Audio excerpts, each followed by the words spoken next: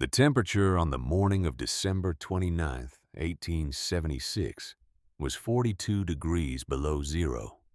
Not cold in the way people use that word over coffee. Not the cold that makes a man pull his coat tighter or stamp his boots on a porch. This was the other kind. The kind that kills without warning and without apology. The kind that finds every gap in every wall, that turns the moisture in a man's lungs to ice, that drops a healthy person to his knees in 20 minutes and finishes him within the hour. 4 people would die in the Yankton area before that day was over. 2 elderly men whose wood ran out in the second night of the blizzard. A young married couple who stepped outside during a brief lull, lost their bearings in the white, and froze to death 50 yards from their own front door.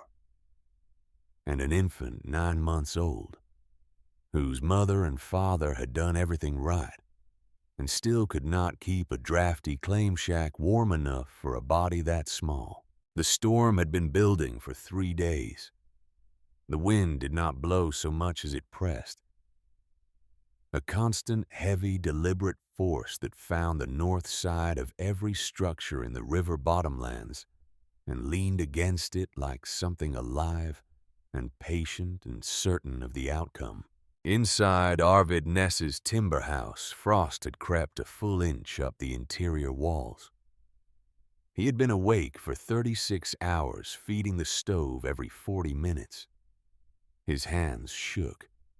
His eyes carried the particular hollowness of a man who has begun to understand that he is losing a fight he was sure he would win.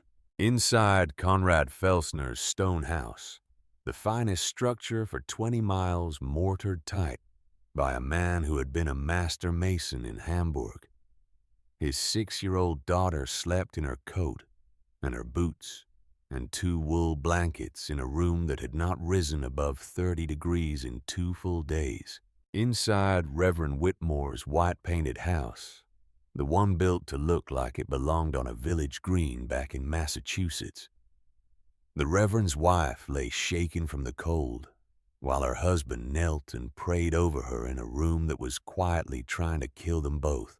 And 3 miles south of all of it, at the base of a long south-facing hillside, a 16-year-old girl named Clara Voss sat at a small wooden table in 64 degrees of steady earth-held warmth, reading by lamplight while the storm screamed 6 feet above her head. She had a cup of coffee. She had cornbread left from the evening before. She had a wool blanket across her lap, not because she needed it, but because it was comfortable. And she had learned in the short weeks since November that comfort is not a thing a person refuses when they have earned it honestly. Outside, the thermometer near her door read 31 below and falling. Inside, the walls held. The timbers held. The earth held. This is the story of how that came to be. And it does not begin on the 29th of December. It begins 43 days earlier on a gray November morning when Clara Voss walked away from everything she had ever known, with nothing but the clothes on her back and a dead woman's Bible. Her mother had been gone 6 months when the conversation came. Marta Voss had crossed from central Sweden at the age of 19 alone with a trunk and a name and not much else. She married a man who died of a burst appendix 3 years later, leaving her a small daughter and a quarter section of hard prairie ground. She married again within the year because a woman alone on the frontier with a child was not a woman who could afford to wait for something better to come along. Her second husband was a man named Douglas Hartwell. He was competent, reasonably steady, not cruel in any way the law would recognize. He worked the claim and kept the house and made his decisions the way men made decisions in that time and that place without consultation without explanation, and without any real interest in the thoughts of the women and children who live beneath his roof. Marta understood the arrangement. She accepted it. And in the quiet of it across 12 long years, she watched and she thought, and she prepared for a possibility she never once spoke out loud. She died in May of 1876. Cholera moved through the river settlements that spring and took the weak and the unlucky with the same flat indifference the Dakota winter showed everything else. Marta was 41 years old. She was sick for 6 days. On the 6th day, she was gone. Douglas Hartwell remarried 4 months later. A widow from Sioux Falls named Frances, a practical woman with firm ideas about how a household ought to run, and no patience whatsoever for a stepdaughter who watched everything, said little, and made Frances feel, for reasons she could never quite name, that she was being measured against some standard and found short of it. The conversation came in the last week of October. Douglas sat Clara down at the kitchen table and explained in the tone of a man laying out something perfectly reasonable that an opportunity had presented itself. A man named Horace Beckwith, 47 years old, recently widowed, farming a claim outside Sioux Falls, was looking for a wife. He was established. He had a real house with real floors. He could provide. Clara was 16 years old. She sat very still and she listened to every word. She asked one question. What happened if she said no? Douglas looked at his wife and then back at his stepdaughter. If she would not contribute to the household through a marriage, he said, then she would need to contribute through labor. And Frances had made it clear there was no room in the household for that. Clara stood up. She walked to her small room. She put on her coat and her boots, and she picked up the one thing in that house that belonged wholly and only to her. Her mother's Bible, a battered Swedish edition with a cracked spine and pressed flowers tucked between certain pages, flowers her mother had gathered from fields in 3 different countries across the span of a hard life. She walked out the front door at 9:30 in the morning. Douglas Hartwell called after her once. She did not turn around. She walked 2 miles before she stopped.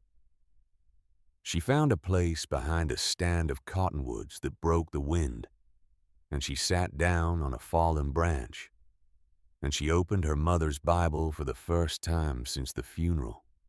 She had been avoiding it, the weight of it, the closeness of touching a thing her mother's hands had touched every single day for 20 years. The pressed flowers fell out first. Cornflowers from Sweden, prairie asters from somewhere along the wagon road west, a dried sprig of something Clara could not name. Then the money, folded into small, tight squares tucked between the pages of Proverbs and Psalms and the Book of Ruth. Bills and coins, not a fortune, but far more than Clara had ever imagined her mother possessed. $280 saved penny by careful penny across years' egg money. The sale of preserves, small quiet transactions never once mentioned at the supper table, adding up over time to something that looked in that moment behind the cottonwoods like a plan. Clara stared at it a long while. Then she turned to the back of the Bible, to the blank pages most editions leave after the book of Revelation, and she found her mother's handwriting. Marta Voss had never been a schooled woman. Her letters were large and a little uneven, and they mixed Swedish words in among the English the way a person writes when they are writing quickly and privately, and for no eyes but one. But the content of those pages was anything but uneven. It was precise. It was patient. It was the work of years. 14 pages of notes on how to build a home into the earth. Sources noted in the margins. A French trapper who had wintered in a dugout for 20 years up on the James River and was still alive at 73, with no consumption and no rheumatism to show for it. Descriptions copied from a German farming journal. Notes taken from watching the native traders who still passed through the settlements, who spoke of the earth lodges their families had lived in before the treaties pushed them west. Warm in winter, cool in summer, built from materials that cost nothing but labor. And then Marta's own observations gathered quietly over a decade of watching her neighbors build their houses and watching those houses fail. The notes covered everything: which way the hill must face, how deep to dig, the secret of 2 walls with a gap of dead air held still between them, the angle of the roof and how to spread the weight of it, the slope of the floor so the water would run away on its own, where to set the chimney so the draft would pull without coaxing, how much wood a winter would truly take, how the temperature underground does not chase the temperature of the air, but holds steady all the year round. And at the very end, in handwriting that was different from the rest, slower, more careful, the hand of a woman who knew she was running short of time. There were 3 lines. If you are reading this, things have gone as I feared. Do not go back. Do not take what they offer you. The earth will hold you. I tested this myself. Clara sat behind those cottonwood trees for a very long time. When at last she stood up, she was no longer a girl who had been thrown out of a house. She was a girl with a direction and a plan, and $253 left after the cost of a winter's food, and the full and complete confidence of a dead woman who had loved her enough to spend 12 years getting ready for the worst day of her daughter's life. She filed for a homestead 3 days later at the land office in Yankton under the name C. Voss. The clerk looked up at her for a moment. He started to ask a question. Then he looked back down at the paperwork and thought better of it and stamped the page. 160 acres. A quarter section with a south-facing hillside 3 miles south of town, looking down over the Missouri River bottomlands. She had chosen it the afternoon before. She had ridden out along the river slowly on a borrowed horse, studying the slopes and the elevations, and the way the land lay against the low winter sun. And what she had seen had told her almost everything she needed to know about the people who lived there. Most of the settled claims sat on flat open ground. Practical ground to a certain way of thinking. The kind of ground that made sense to men who were used to building tall timber houses that stood up straight and faced the road and announced themselves to the world. Some families had built houses of sod instead, but they had built them the way they would have built anything else. 4 walls standing free and proud in the open wind, trying to hold back a Dakota winter through sheer stubbornness and mass. Clara's hillside faced south. It had a long, gentle slope running down toward a dry creek bed. It had the body of the hill itself standing guard on the north side, where the killing wind came down out of Canada. It sat a little lower than the surrounding plain, and so it was a little less exposed. And at the base of the slope there was a shallow, natural hollow just deep enough to set an entrance into without a great deal of extra digging. Her mother's notes had been firm about this. South-facing. Always south-facing. The angle of the winter sun matters.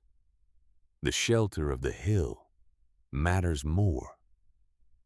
Clara stood on that hillside for 20 minutes in the cold November wind, turning slowly, reading the land the way her mother had taught her to read all things, not for what it appeared to be, but for what it would actually do when the weather came. Then she drove her first stake into the half-frozen ground, and she went to find men to dig.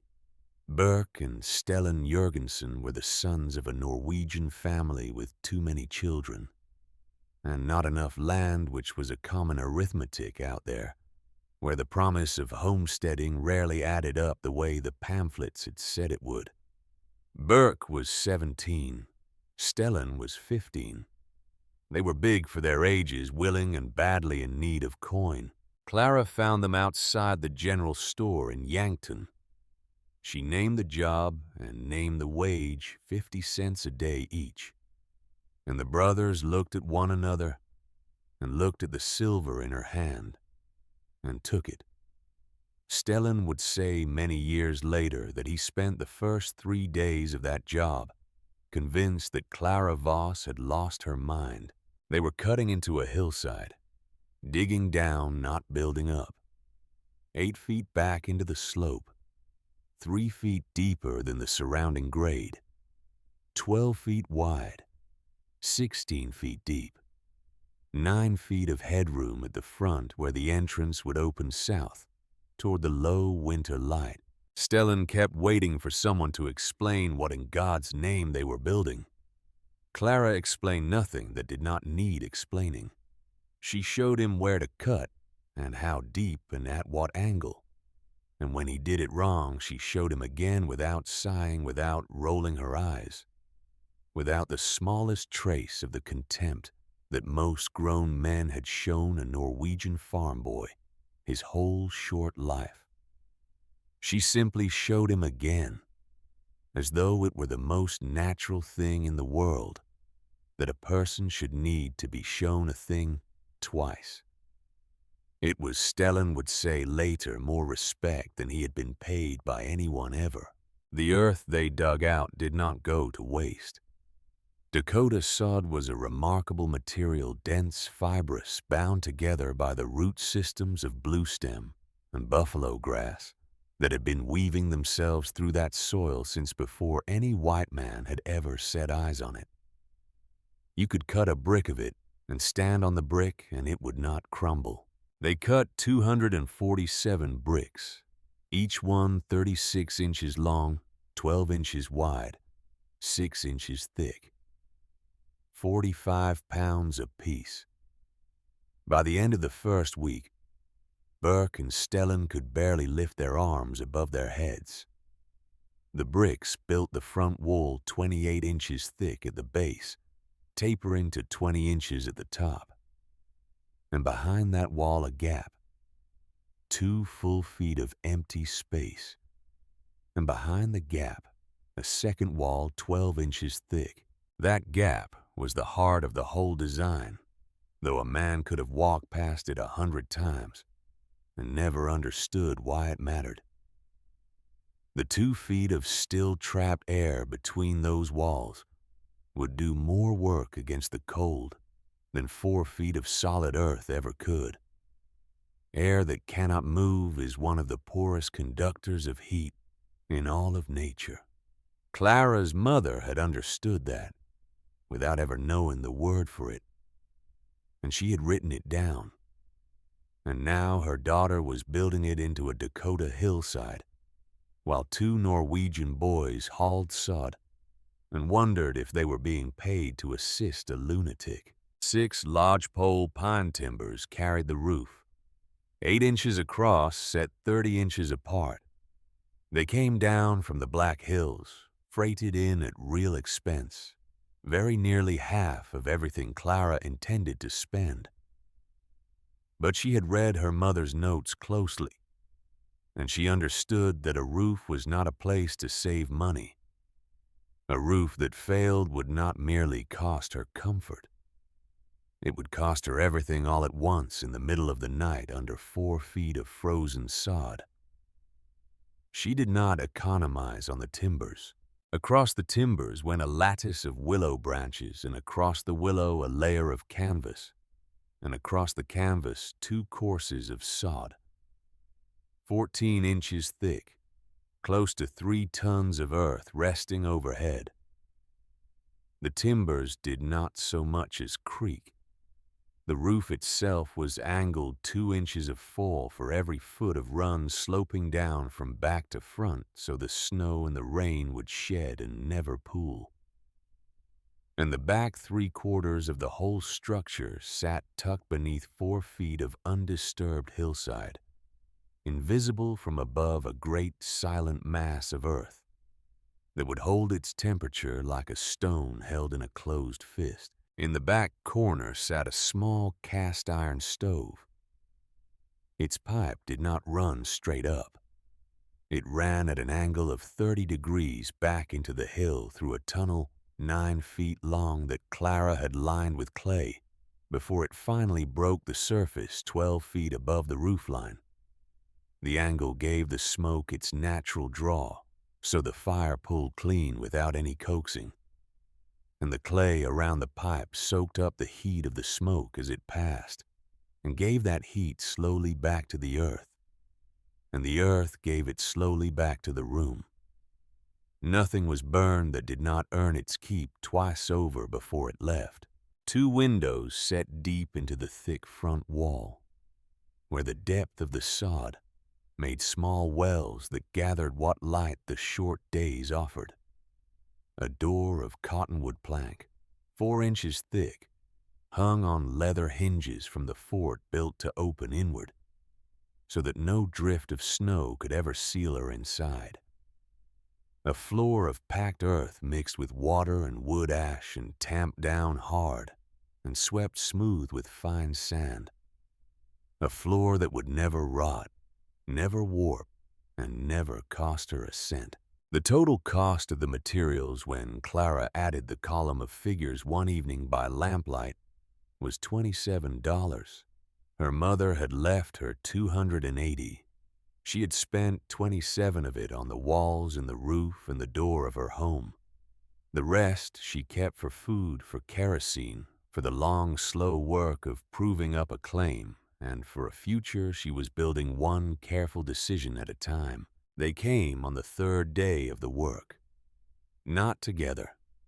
They came one at a time, each man arriving as though the notion had occurred to him alone, as though no one had said a word to anyone. But Clara had seen the 3 of them standing together outside the general store earlier that week, heads bent, talking low. And she had her own ideas about how independent their independent visits truly were. Arvid Ness came first. He was 42 years old, a thick-chested man with hands that had been built by 30 years of hard labor, and a beard he had not troubled to trim since he left Minnesota 3 winters back. He had lost his first house to a prairie fire. He had watched his second collapse under the weight of a heavy snow. He was living now in his 3rd. A sound timber frame that had cost him $400 in lumber freighted up from Sioux City, and another $100 in hired labor. He was proud of that house. He was also, though he would have bitten through his own tongue before admitting it to a living soul cold in it. He rode up on a gray horse, swung down, and stood looking at Clara's excavation, with the expression of a man watching someone make a mistake he recognized, but had not been invited to prevent. "You want to build here," he said. Norwegian accented English, every sentence tipped up at the end toward a question. "Yes," Clara said. "Into the hill. 8 feet back, 3 feet down." Arvid took off his hat and scratched the back of his head and looked the whole thing over. The cut earth, the first courses of the wall, the 2 Jorgensen boys hauling sod with the grim energy of the young and the underpaid. "The earth," he said, slow and careful. the way a man speaks when he is sure he is right, and only deciding how gently to say it. It will collapse, all that weight on the roof. It will come down and crush whatever is underneath. "I'll carry the roof on timbers," Clara said, "and the angle will shed the weight before it can gather. Timbers cost money. I know what they cost." He studied her a moment longer. There was something in her stillness that troubled him, though he could not have put a name to it. She was not frightened. She was not arguing. She was simply standing there, present and unbothered in the particular way that people are present when they know a thing you do not. "The cold air," he said. "It sinks. You dig a hole, you make a place for all the cold in Dakota to come and settle. You will freeze down there like a potato in a root cellar. The ground stays warmer than the air all winter long," Clara said. "Root vegetables don't freeze in a cellar because the earth around them doesn't freeze. It's the same principle. I'm only borrowing it." Arvid laughed, not unkindly. It was the laugh of a man humoring a child who has said something clever without understanding why it is wrong. "This is Dakota, girl," he said. "Everything here is cold. The ground is cold. You need thick walls and a good stove and more wood than you think. That is what everyone needs. Building down into the dirt that is for turnips, not for people." He put his hat back on. He climbed onto his gray horse, and he rode away, shaking his head the whole way down the slope. Clara watched him go, and then she turned around and went back to work. Conrad Felsner came that same afternoon. He was a different sort of man entirely. Where Arvid led with his size and his years, Conrad led with precision. He had been a master mason in Hamburg before he ever crossed the water, and he carried that knowledge the way an old soldier carries a medal, as proof of something earned at great cost, which the world was therefore obligated to respect. His stone house was, by common agreement, the finest building within 20 miles, mortared tight, square and true. It had cost him 8 months of his own labor, and $370 besides, and he considered it with some justice a monument to everything a man could accomplish through skill and discipline, and refusal to cut a single corner. He came on foot because his claim was near.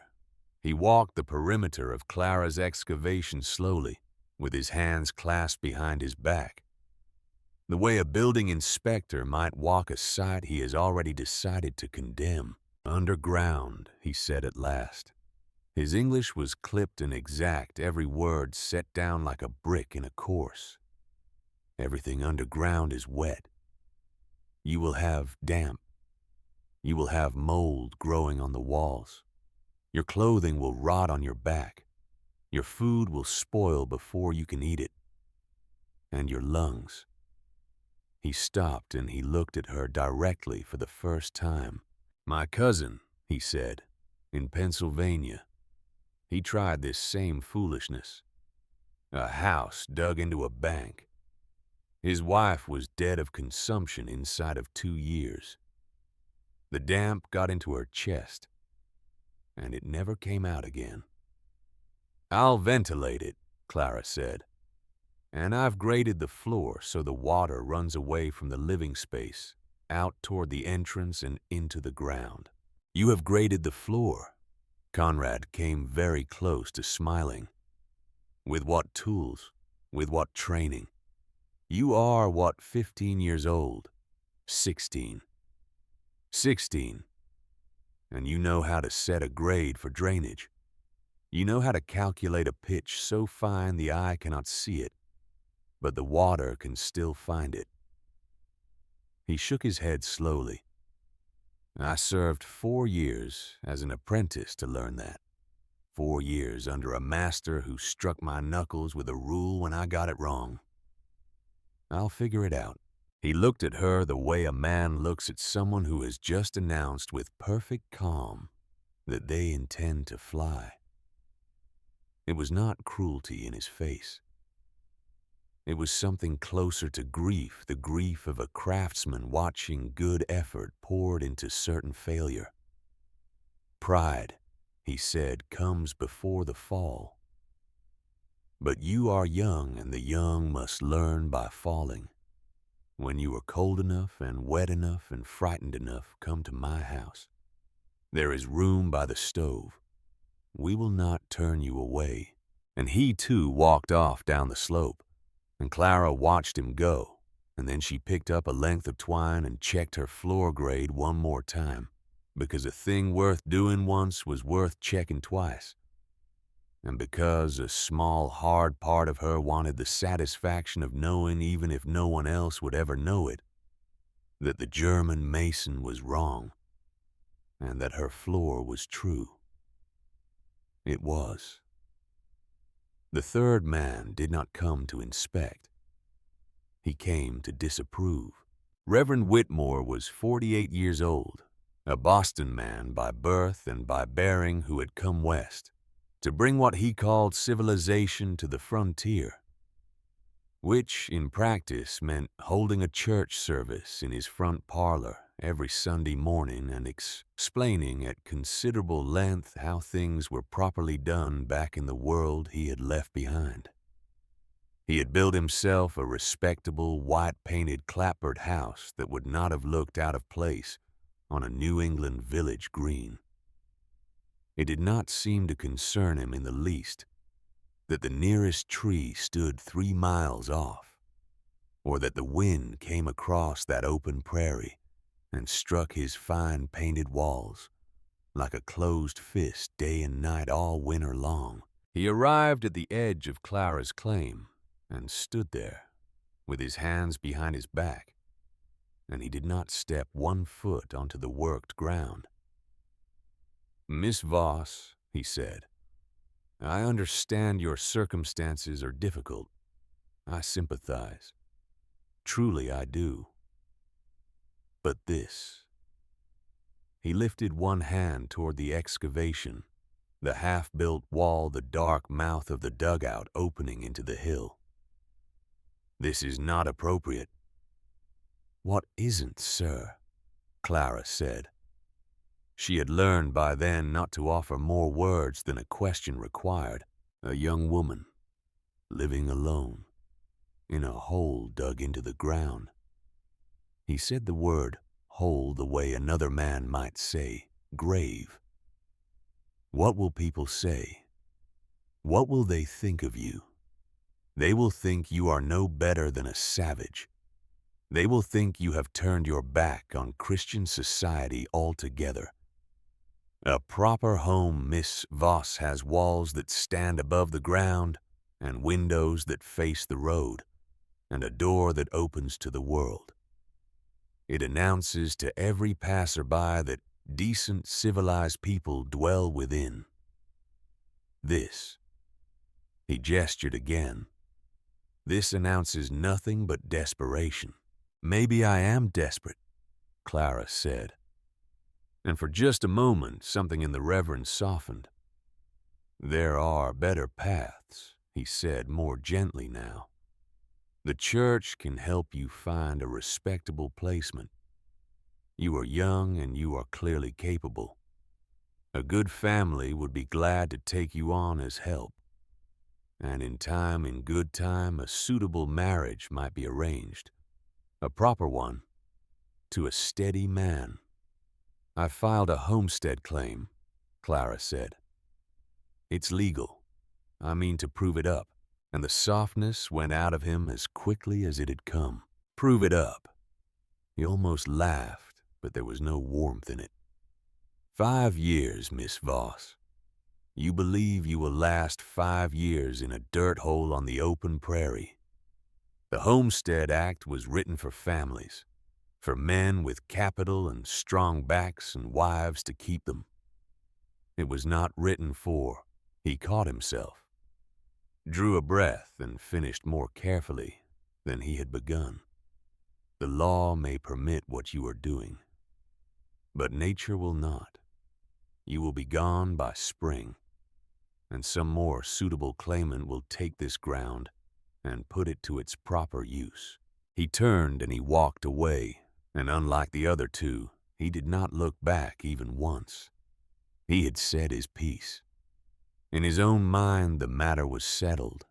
Clara stood in the cold and watched the white-painted figure dwindle down the road toward town.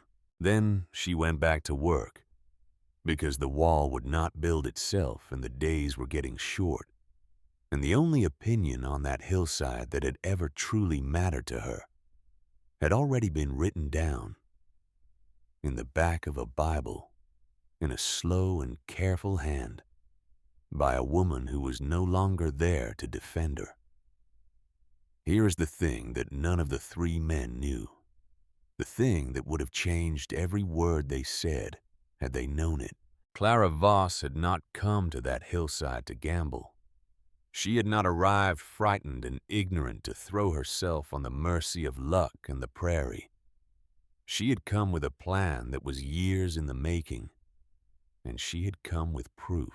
Because for the whole of the last year, through every trip she had made at her stepfather's side, hauling grain and trading goods up and down the river, settlements Clara had been watching, and she had been remembering. And in a small notebook she kept hidden at the bottom of her trunk, she had been writing it all down. She had watched Arvid Ness's house lose its boards to an autumn gale, watched him climb up in the wind to nail them back on, watched him do it again the next month, and the month after that. A house that fought the wind, she had written, will lose to the wind eventually. The wind has more time than any man. She had watched the windows of Conrad Felsner's beautiful stone house weep with moisture. Every cold morning watched the dense, cold stone draw the warmth out of the indoor air, until every bit of moisture in it gathered and ran down the inside of those proud square walls in long gray streaks. Stone is honest, she had written, but it is not warm. Stone takes heat. It does not give it back. And she had watched Reverend Whitmore's woodpile through the early winter, watched it shrink week by week, far faster than the calendar said it should, until he was sending to town for more before December was even half gone, and paying a premium for it besides.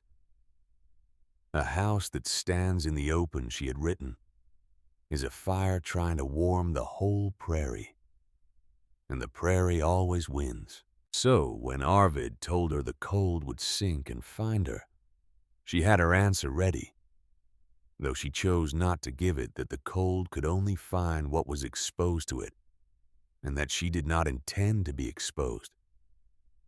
When Conrad warned her of damp and mold and a rotting chest, she had her answer ready, that his cousin's house had surely had no grade and no ventilation, and that she had built in both.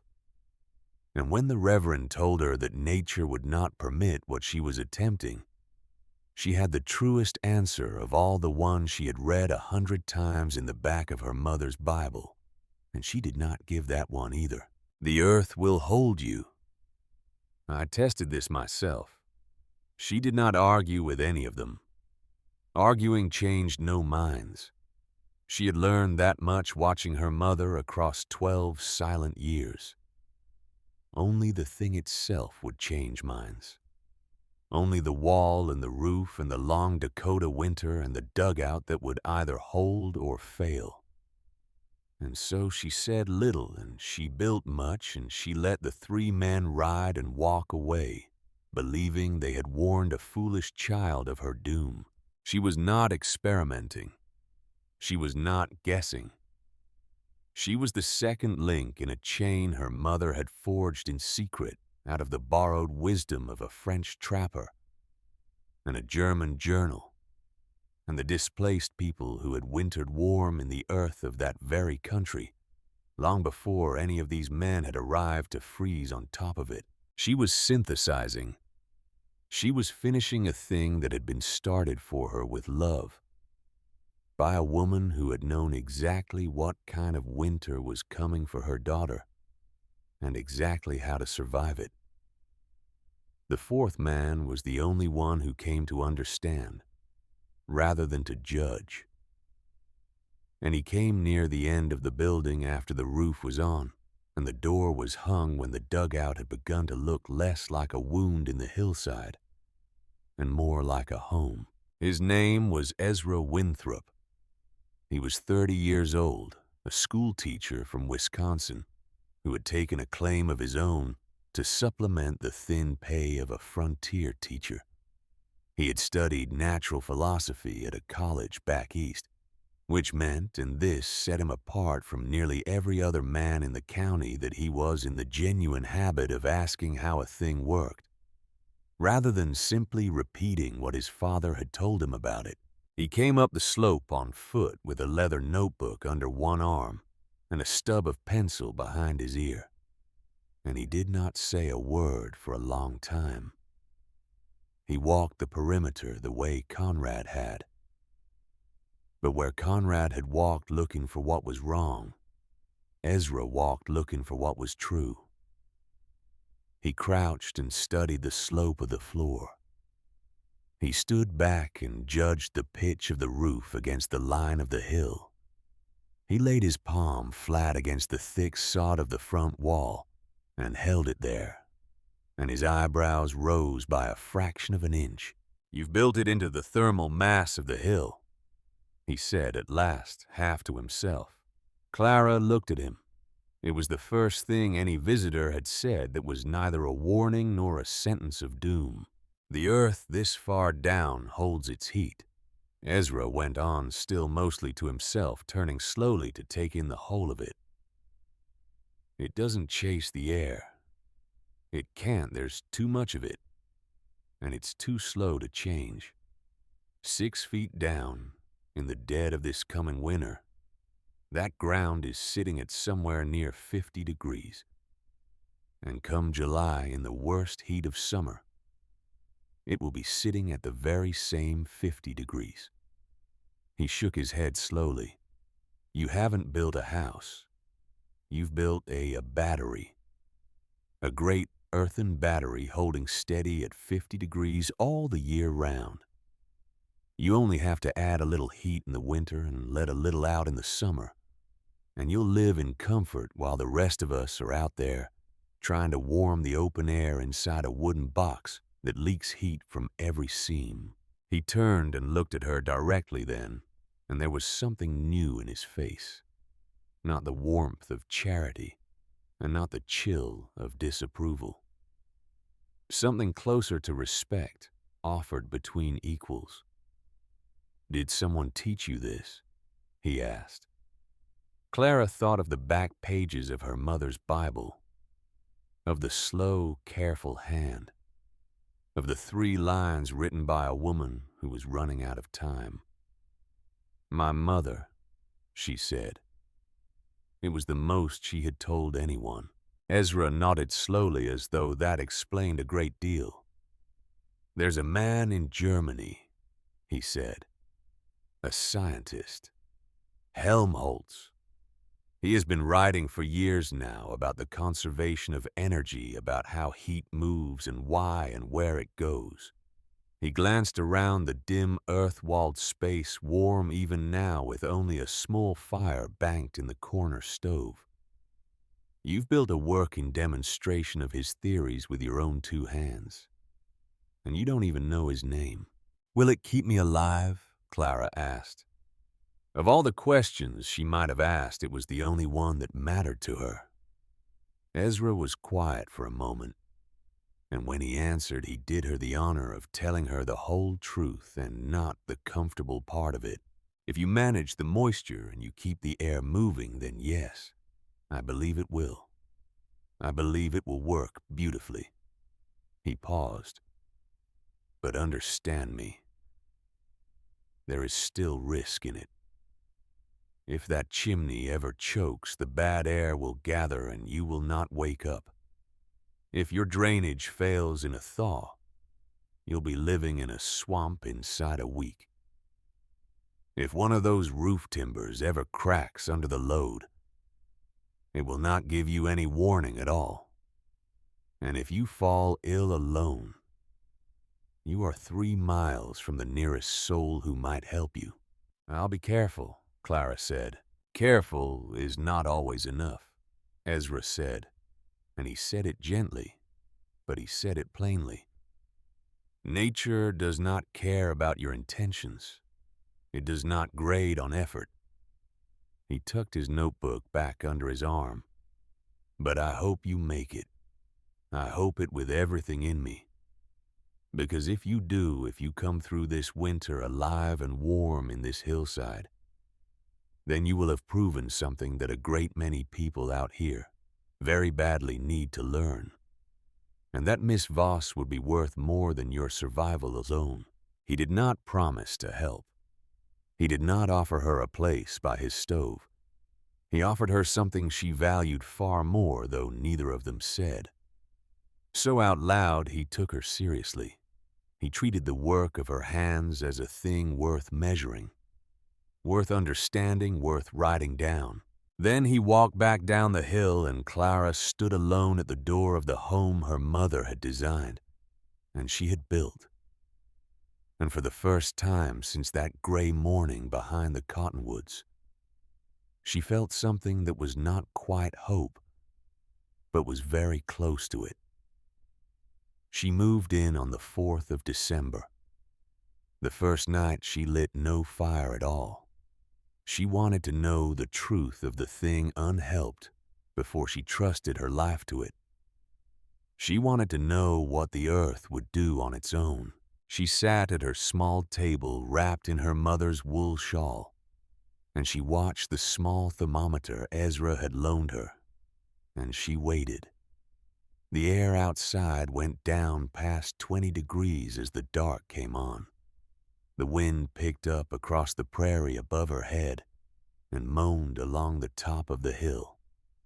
And inside the dugout, with no flame burning anywhere, the needle of the thermometer settled and held and did not move. 51 degrees. No fire, no fuel burned, no wood spent. Just the long, patient warmth of the earth itself held in the great mass of the hill and given back slow and steady and free to the girl who had known enough to dig down into it. 51 degrees while the prairie froze above her. Clara Voss sat in the lamplight a long while looking at that unmoving needle. Then she reached across the table and drew her mother's Bible toward her. And she opened it to the back, to the pages of careful, slanting hand, and she read the last 3 lines once more, the way another person might say a prayer before sleep. The earth will hold you. I tested this myself. She closed the book. She turned down the lamp, and in the dark of her dugout, in 51 degrees of warmth, that had cost her nothing but the wit to understand it, Clara Voss lay down on her rope bed and slept the whole night through, while 3 miles north the established men of the settlement fed their stoves against the cold, and never once imagined that somewhere out in the dark, a 16-year-old girl had already won an argument they did not yet know they had lost. The hard part of the winter had not yet come. The cold she had survived that night was nothing a mild night and easy test. The real test was still weeks away, gathering somewhere up over the plains of Canada, building its strength in silence. But the foundation was laid now, in every sense that mattered, and the earth was holding. The first true cold came on the 15th of December. It arrived the way the worst things on the prairie always arrived, without announcement, without mercy and without any regard for whether a person was ready. The morning broke clear and hard, and brittle the sky a pale washed blue that held no comfort in it at all. By the time the sun was fully up, the thermometer near Clara's door read 6 degrees below zero. By noon it had not climbed, and as the short day folded back down into dark, the cold settled in over the river bottomlands and made itself at home, and it stayed for 3 days and 3 nights without easing once. This was the cold that separated the prepared from the hopeful. This was the cold that tested every wall and every roof and every plan that men had made in the easy days of autumn, when winter was still a rumor. In the timber house 3 miles north, Arvid Ness was losing. He did not think of it that way, not yet. A proud man does not let himself think the word losing until the thing is nearly done. But the evidence was piling up around him the way the snow was piling against his north wall, and some quiet part of him had begun to read it. He was burning a cord of wood every 4 days. He had built his woodpile to last the winter, and now doing the arithmetic in the cold gray light of the second morning, he understood that it would not. He was rising 3 times in the night to feed the stove, and the third time, always near 4 in the morning, he would stand in his own front room in the dark, with the fire roaring, and still feel the cold pressing in against his back from the walls behind him. Frost grew on the inside of the boards. His children slept in their coats, and every dawn he looked at the dwindling stack of split wood by the door and felt the first thin edge of a fear he would not name. In the stone house, Conrad Felsner was losing in his own way. His beautiful, square, true-built walls drew the warmth out of every room as fast as the stove could put it in. The cold stone did exactly what cold stone does. It took and gave back nothing. His youngest daughter had developed a cough that worried him more than he let his wife see. The dense walls that he had laid with his own master's hands, the walls he had been so proud of, were proven to be the very thing that was freezing his family. And a craftsman's pride is a hard and heavy thing to set down. And 3 miles south in a hillside, that the 3 established men of the settlement had agreed in low voices outside the general store, would be the death of a foolish girl. By January, Clara Voss woke each of those 3 brutal mornings to a dugout that held at 58 degrees with no fire burning in it at all. She would rise from her rope bed in that steady earth-given warmth, and she would build a small fire in the corner stove, and within the hour, the room would climb to 65, and that warmth would hold for the rest of the day with only the smallest feeding. She burned 6 pounds of wood, not a cord every 4 days, 6 pounds a day. Her 2 cords, stacked neat and dry inside the entrance, were going to last her the whole of the winter with a great deal to spare, and she had known they would because her mother had written the number down, and her mother had been right. On the 3rd morning of the cold snap, Arvid Ness rode south. He did not entirely know why he was doing it. He told himself he was checking on the girl, the way a decent man checks on a neighbor in hard weather.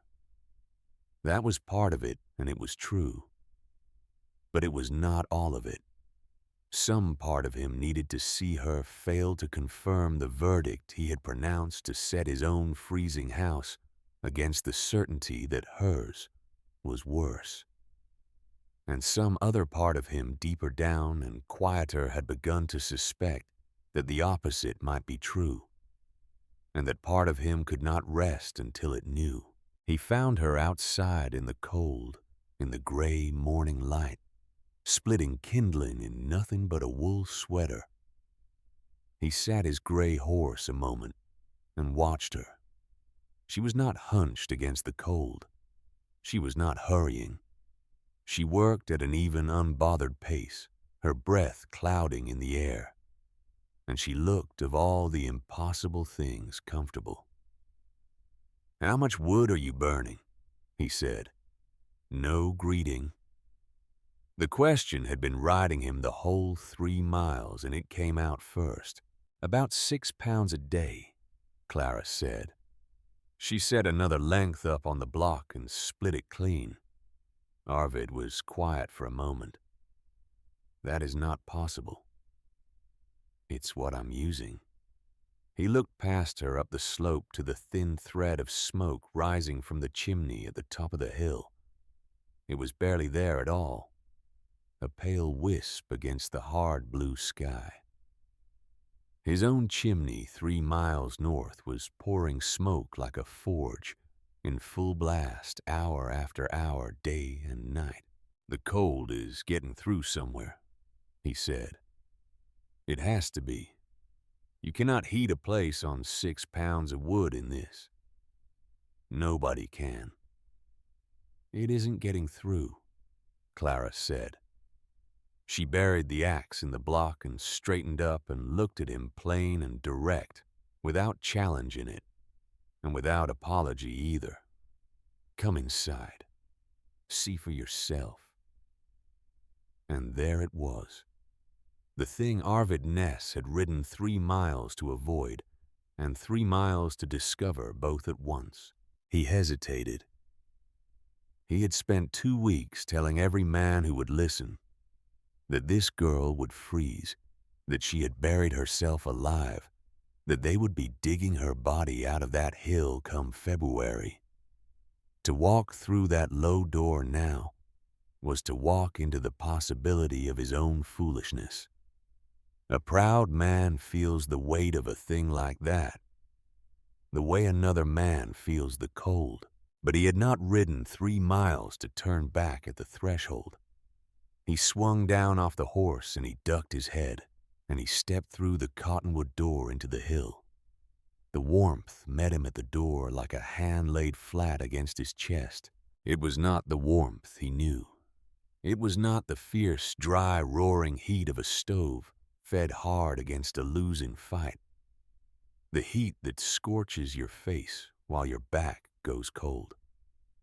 This was something else entirely.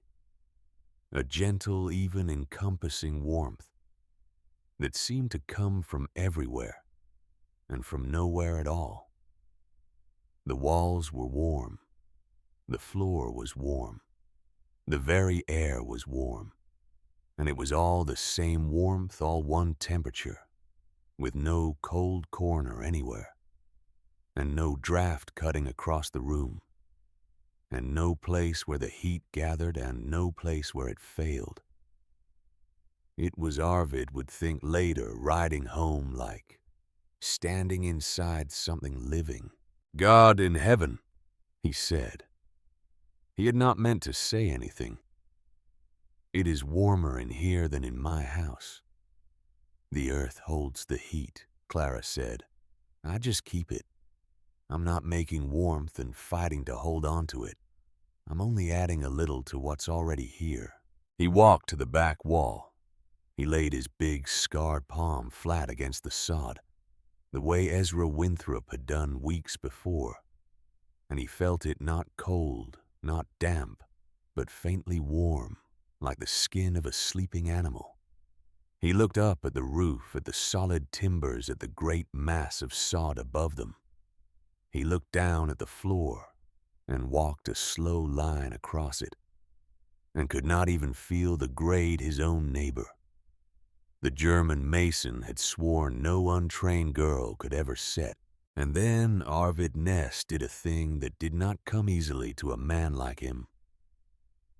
"I was wrong," he said, quietly. He did not look at her when he said it. He said it to the wall, to the room, to the warmth. "I told everyone it would not work. I was wrong." "You couldn't have known," Clara said. "No, He shook his head slowly, and now he did turn and look at her. No, I should have known. My grandfather in Norway.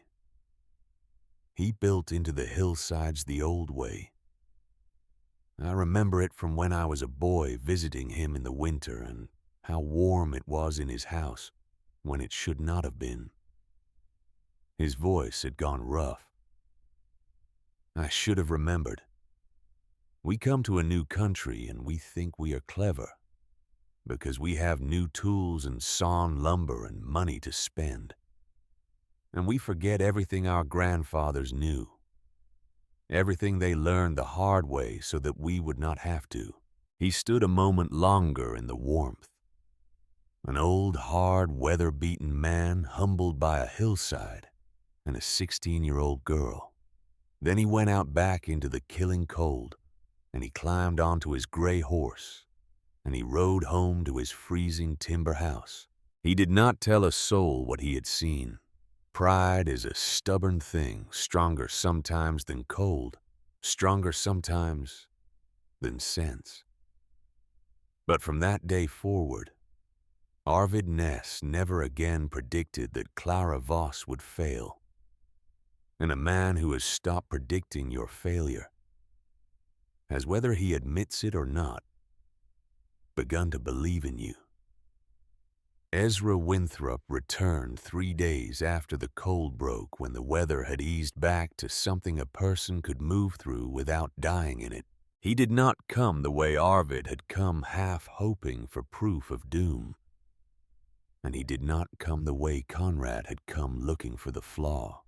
He came the way he did everything, with his leather notebook under his arm and a stub of pencil behind his ear, and a mind that wanted more than anything to understand. But when he sat down at her small table that morning, what he said was not what Clara had expected. "I should be honest with you about why I keep coming out here," Ezra said. He turned his coffee cup slowly between his hands. "It isn't only to help. I want you to understand that. I'm not certain I've helped you at all." Clara waited. She had learned the value of letting a man finish. "What you've built here is interesting to me. More than interesting." He looked around the warm, dim room, at the walls, at the angled chimney, at the timbers overhead. "It's the most interesting thing I've seen since I came west. And the truth of it, Miss Voss, the truth I owe you is that I keep coming back here, at least partly, because I want to be the one who records what happens. Whatever happens." He met her eyes, whether it works or whether it doesn't. It was a hard thing to say, and he said it plainly, and Clara respected him for both. "You think it won't?" she said. It was not quite a question. "I think it might not. That's a different thing." Ezra set down his cup, and then, because he was a teacher, and because a teacher cannot help but lay out a problem in its full shape once he has started, he laid it out for her, one piece at a time, the way her mother had laid out the building of it. "4 things can kill you down here," he said. "I've thought about all of them, and you should think about them too, because I'd rather frighten you in December than mourn you in February." He held up one finger. "The chimney. If it ever blocks ice soot, a bird's nest in the spring, a clump of frozen clay come loose in the tunnel. The bad air gathers. There's no draft to carry it out, and you're sealed in the earth. It won't smell like anything. It won't wake you. You simply won't wake up at all." A second finger. "The drainage. You've graded it well, I'll grant you that, better than the German would believe. But a hard thaw or a spring melt running off that whole hillside at once could overwhelm it. And then you're not living in a house. You're living in a cistern." A third finger. "The roof. Those timbers are good. But timber under a constant load fails slowly, and then all at once, and it gives no warning when it goes. A wet snow on top of a heavy snow. A single timber with a hidden flaw, and 3 tons of earth come down on you in the dark. He lowered his hand. And the fourth thing is the simplest and the worst. You are alone. 3 miles from the nearest help with no neighbor who can see your chimney to know if your smoke has stopped. If you fall ill, if you're hurt, if anything at all goes wrong, there is no one. You will face it by yourself, or not at all. The room was quiet for a moment. The small fire ticked in the corner stove. A weaker design would have crumbled under that list. A weaker girl would have wept, or argued, or sent for her stepfather. Clara Voss did neither. She sat very still the way she always sat when she was thinking hard, and she went through the 4 dangers in her own mind, one at a time, the way she had been taught to go through everything. "The chimney," she said at last. "How would I know if it was starting to block before it was too late?" Ezra blinked. Of the 4 things he had named, that was the one he himself would have asked about first. He had expected fear from her. He had gotten engineering. "The flame," he said slowly. "Watch the flame. A clean draft pulls the fire bright and steady, and the smoke goes up easy. If the draft begins to fail, the fire will go sullen, lazy low, hard to start, slow to catch. The smoke will hang. You'll smell it in the room before anything worse can happen. If your fire ever starts to sulk for no reason you can find, you put it out, you open the door, and you do not light it again until you've cleared that tunnel, end to end." Clara nodded once and rose and crossed to the corner and crouched by the stove and looked at the angle where the pipe entered the clay-lined tunnel into the hill. She studied it a long moment.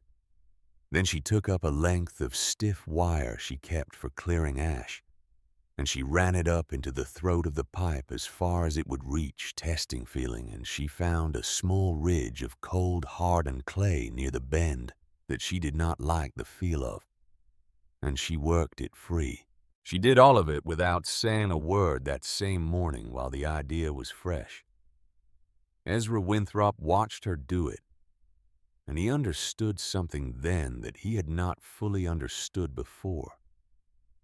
He had come out to that hillside 3 times now, believing in some private corner of his learned mind that he was the one bringing knowledge to the girl, that he was the natural philosopher and she was the clever amateur who had stumbled onto a sound principle by luck and inheritance. He saw now that it was not so. He had come to record her failure, and instead, without ever meaning to, he had handed her the one thing she had been missing. A list of the ways the design might kill her, and she had taken that list and turned it on the spot into the means of her own survival. She had not been frightened by his 4 dangers. She had been grateful for them. She had taken the warning of a man who half expected her to die and made it the reason she would live. He did not say any of that out loud, but he wrote it down that night in his leather notebook by the light of his own lamp in his own colder house. And the last line of the entry read, "She does not need to be taught.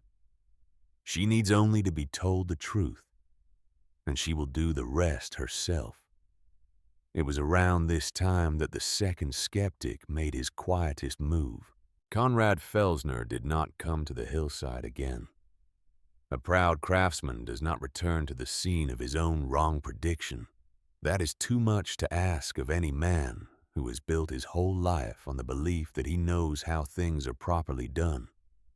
He went on telling whoever would listen that the girl would be dug out dead, come February ruined by damp or stopped by bad air.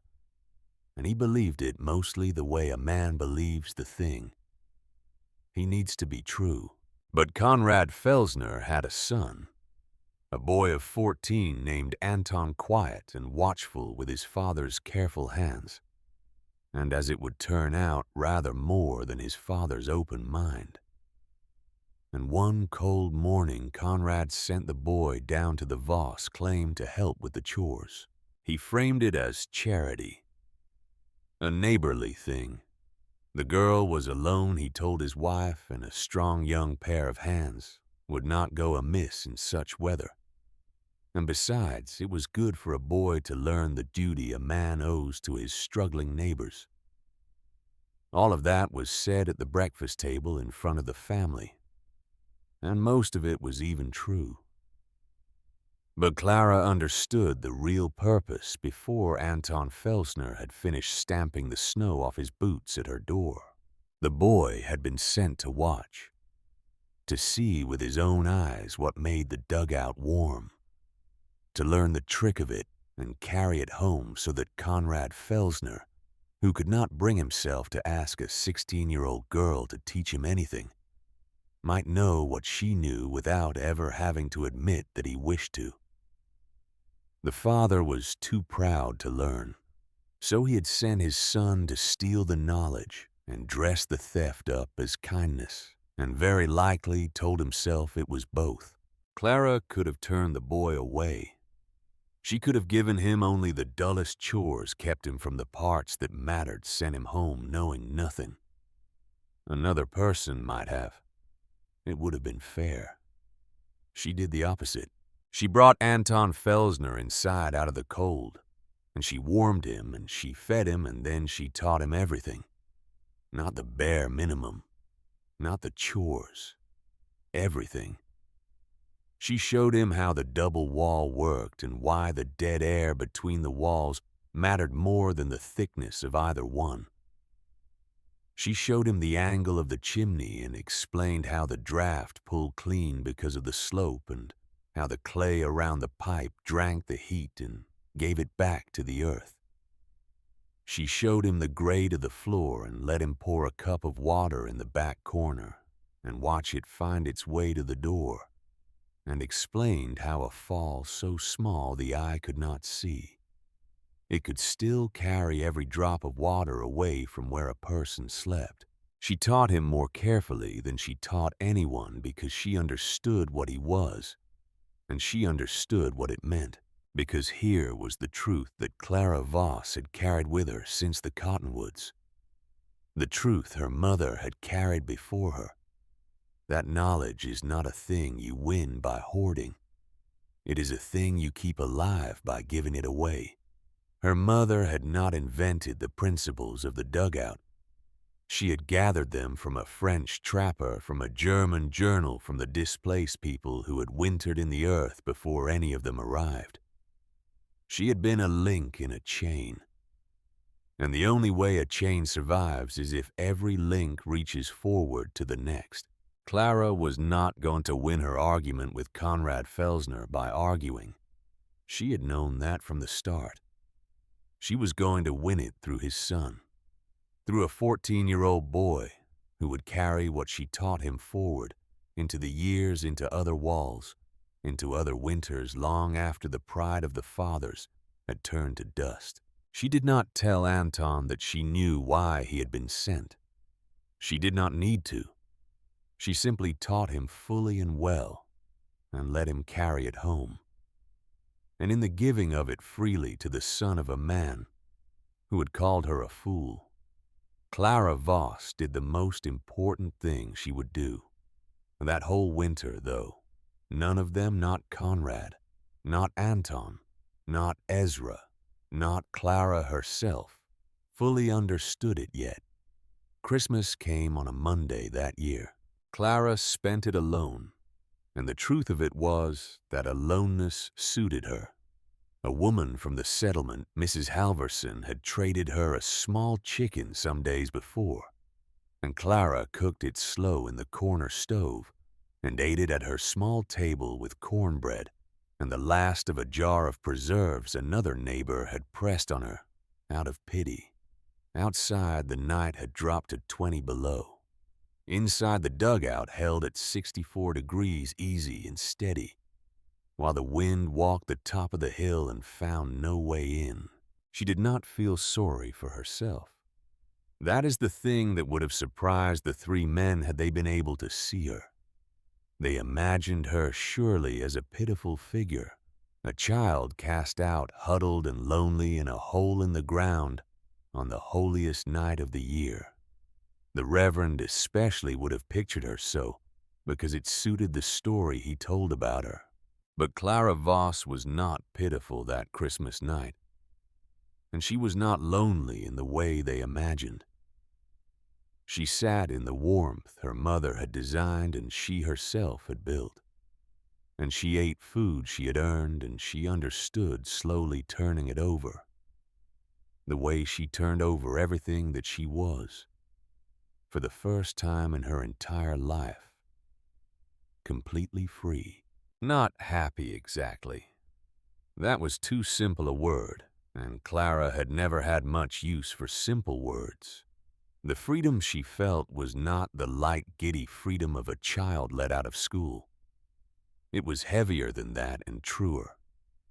It was the freedom of a person who answers to no one and is kept by no one and survives by no hand but her own. It was the freedom her mother had never had, Marta Voss, who had crossed an ocean alone and then spent 22 years married to the necessity of men, never once free, watching and waiting and saving egg money in the back of a Bible against the day her daughter might have the thing she herself never could. Clara understood that Christmas night exactly what her mother had given her. Not just the money, not just the notes, the whole of it. A way out that did not run through any man's house. A roof of her own. A life that was hers to keep or lose by her own hand. She took up her mother's Bible. She read a while by lamplight in the language her mother had spoken to her when she was small. And then she turned as she always did to the back pages, to the slanting, careful hand, and she read the last 3 lines, and for the first time, she did not read them as instruction. She read them as a gift handed across the dark from a woman who was gone. And she pressed her hand flat against the warm sod of the wall beside her, the way the others had pressed theirs, but for a different reason. The earth will hold you. I tested this myself. It held her that night. It would hold her through worse. The trader came back on the 26th of December.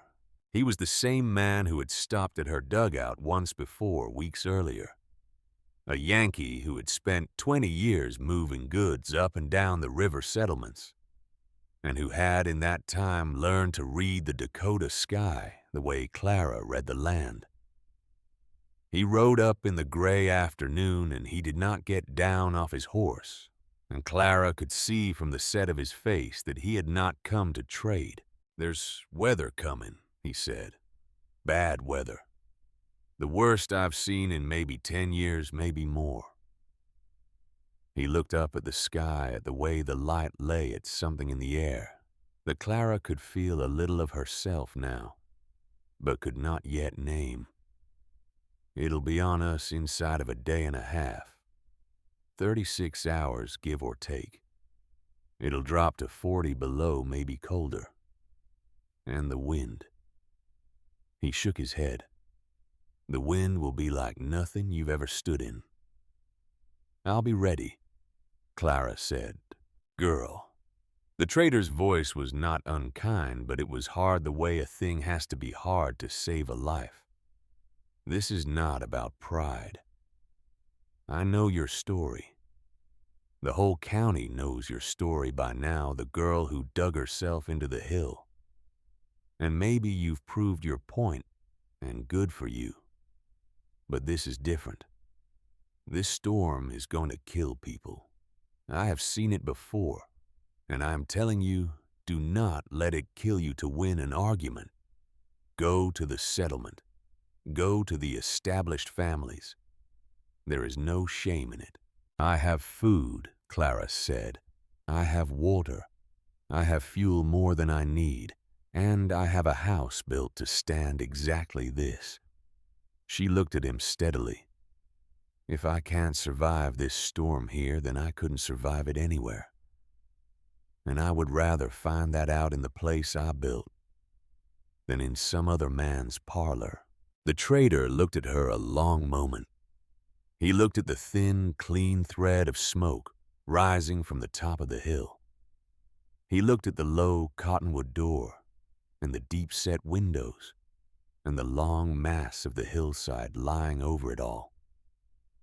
Your choice, he said at last. But I gave you fair warning. If they find you dead out here come the thaw that's on your head and not on mine. And he turned his horse, and he rode north toward the settlement to carry his warning to people who would listen to it. And Clara watched him go. Then she went inside, and she took inventory slow and careful, the way her mother would have. 37 pounds of cornmeal, 43 pounds of salt pork, 28 pounds of dried beans, 12 pounds of rice, 6 pounds of coffee, 3 gallons of kerosene for the lamp and the small comfort of its warmth, 58 pounds of winter squash stored in the small cellar hole she had dug into the hill behind the dugout, 4 chickens still laying even in the cold, kept in a snug pen against the back wall, 18 gallons of water in barrels by the door, and wood nearly 3/4 of a cord left dry and split and stacked far more than any storm should need. She was ready.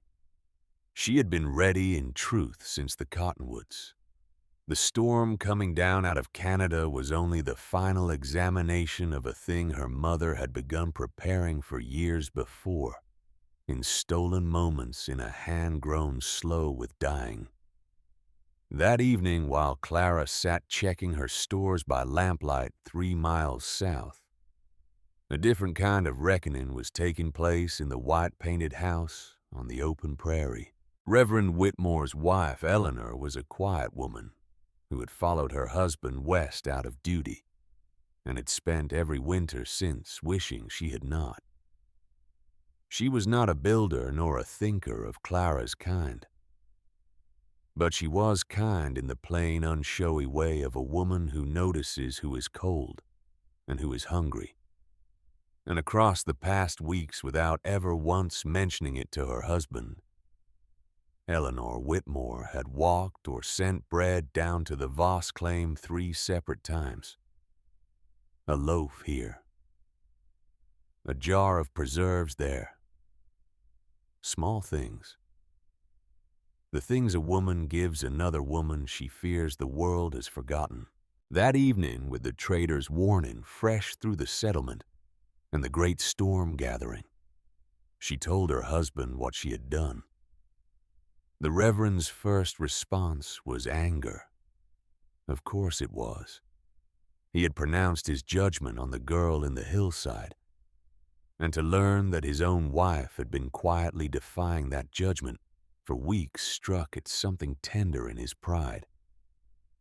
He began to speak sharply. He drew the breath to deliver a sermon, and then he stopped.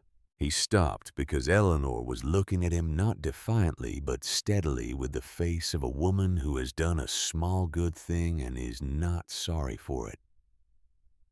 And he stopped because somewhere underneath the pride and the Boston certainties and the long habit of being the man who knew how things were properly done, Reverend Whitmore was not in fact a bad man.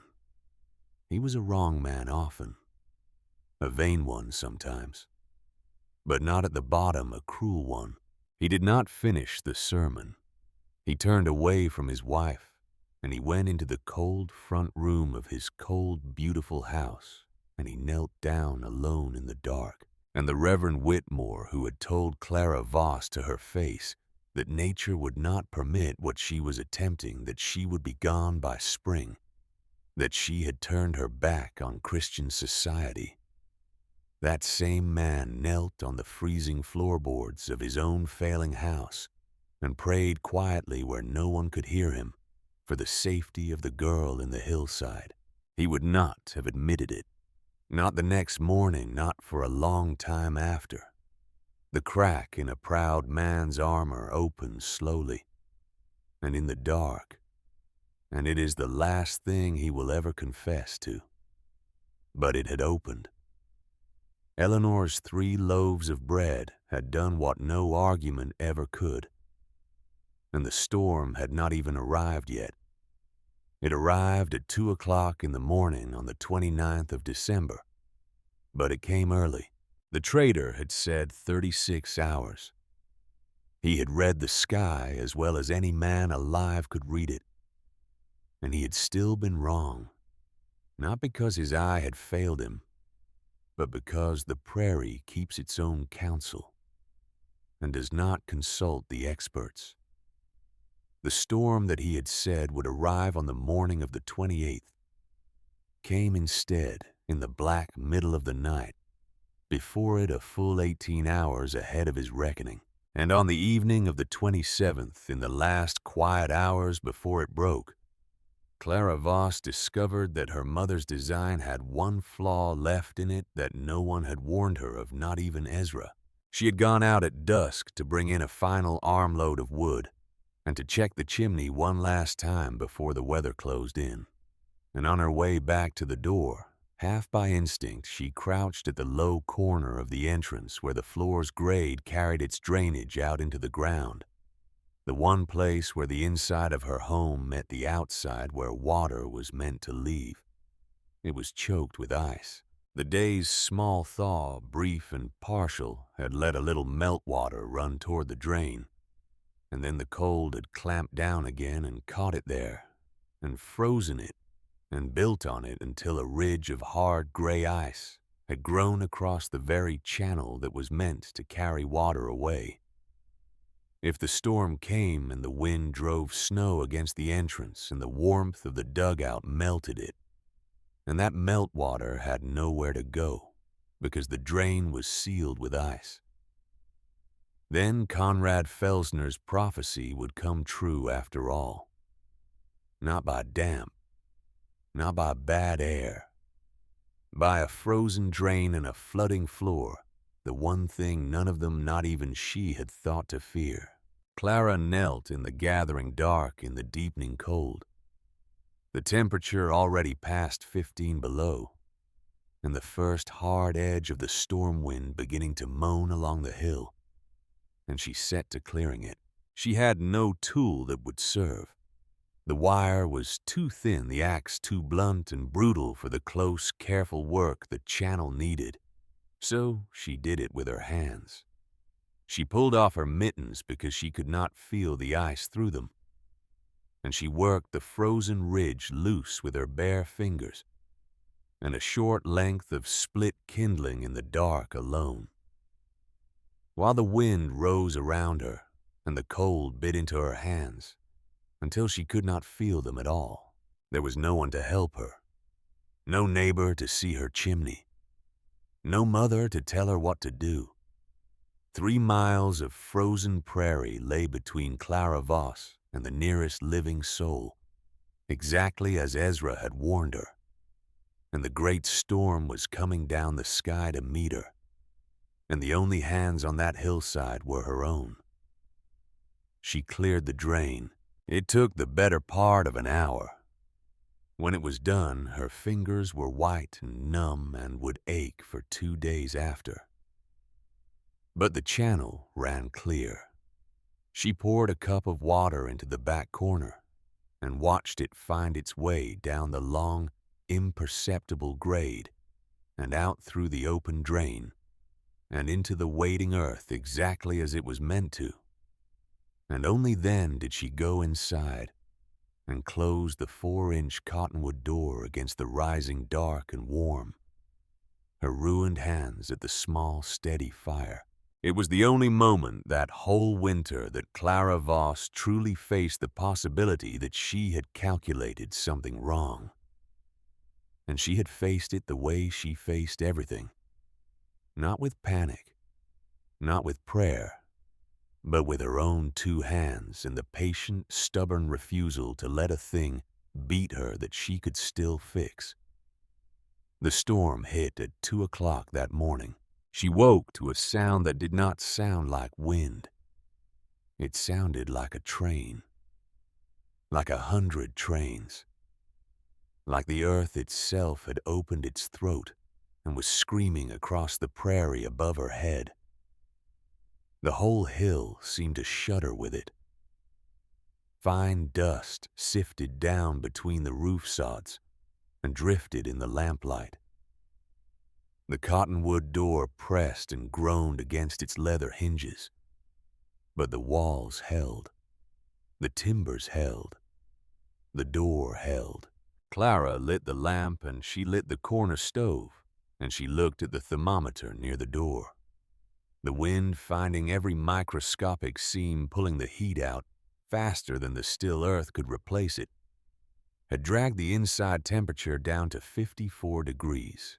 She fed the fire patient and unhurried and watched the needle climb back towards 60. Then she looked at the thermometer that hung outside just past the door, and through the small, deep-set window she could read it by the lamp. 31 degrees below zero, and it was still falling. Clara Voss sat down at her small wooden table in the warm heart of the hill her mother had designed, and she had built. And she opened the small notebook she kept beside the Bible, and she dipped her pen, and in a steady hand that did not shake despite everything, despite the ruined fingers in the screaming dark and the great cold reaching down for her, she wrote 4 words, Hour 1, still holding. Then she set down the pen, and she waited while the worst storm in 10 years closed its fist around the prairie, and 4 people 3 miles north began, though none of them knew it yet, to die. The storm held the prairie in its fist for 3 days and 3 nights.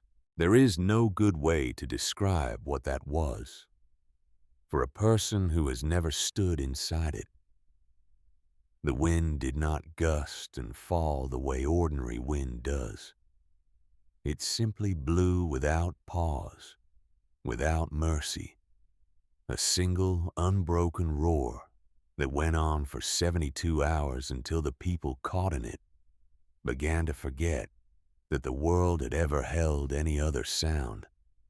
The snow did not fall so much as it traveled sideways in a blinding horizontal river that erased the line between earth and sky until a man could not tell, up from down, could not see his own hand at the end of his own arm, could not find a barn 40 feet from his own door, and the cold went down and down and down past anything the settlement had a memory of until it reached 42 degrees below zero and sat there patient as the grave. Above the hillside 3 miles south of Yankton, the storm screamed its worst. And 6 feet beneath it, Clara Voss read a book. That is the whole truth of it. And it is the most extraordinary thing in this entire story.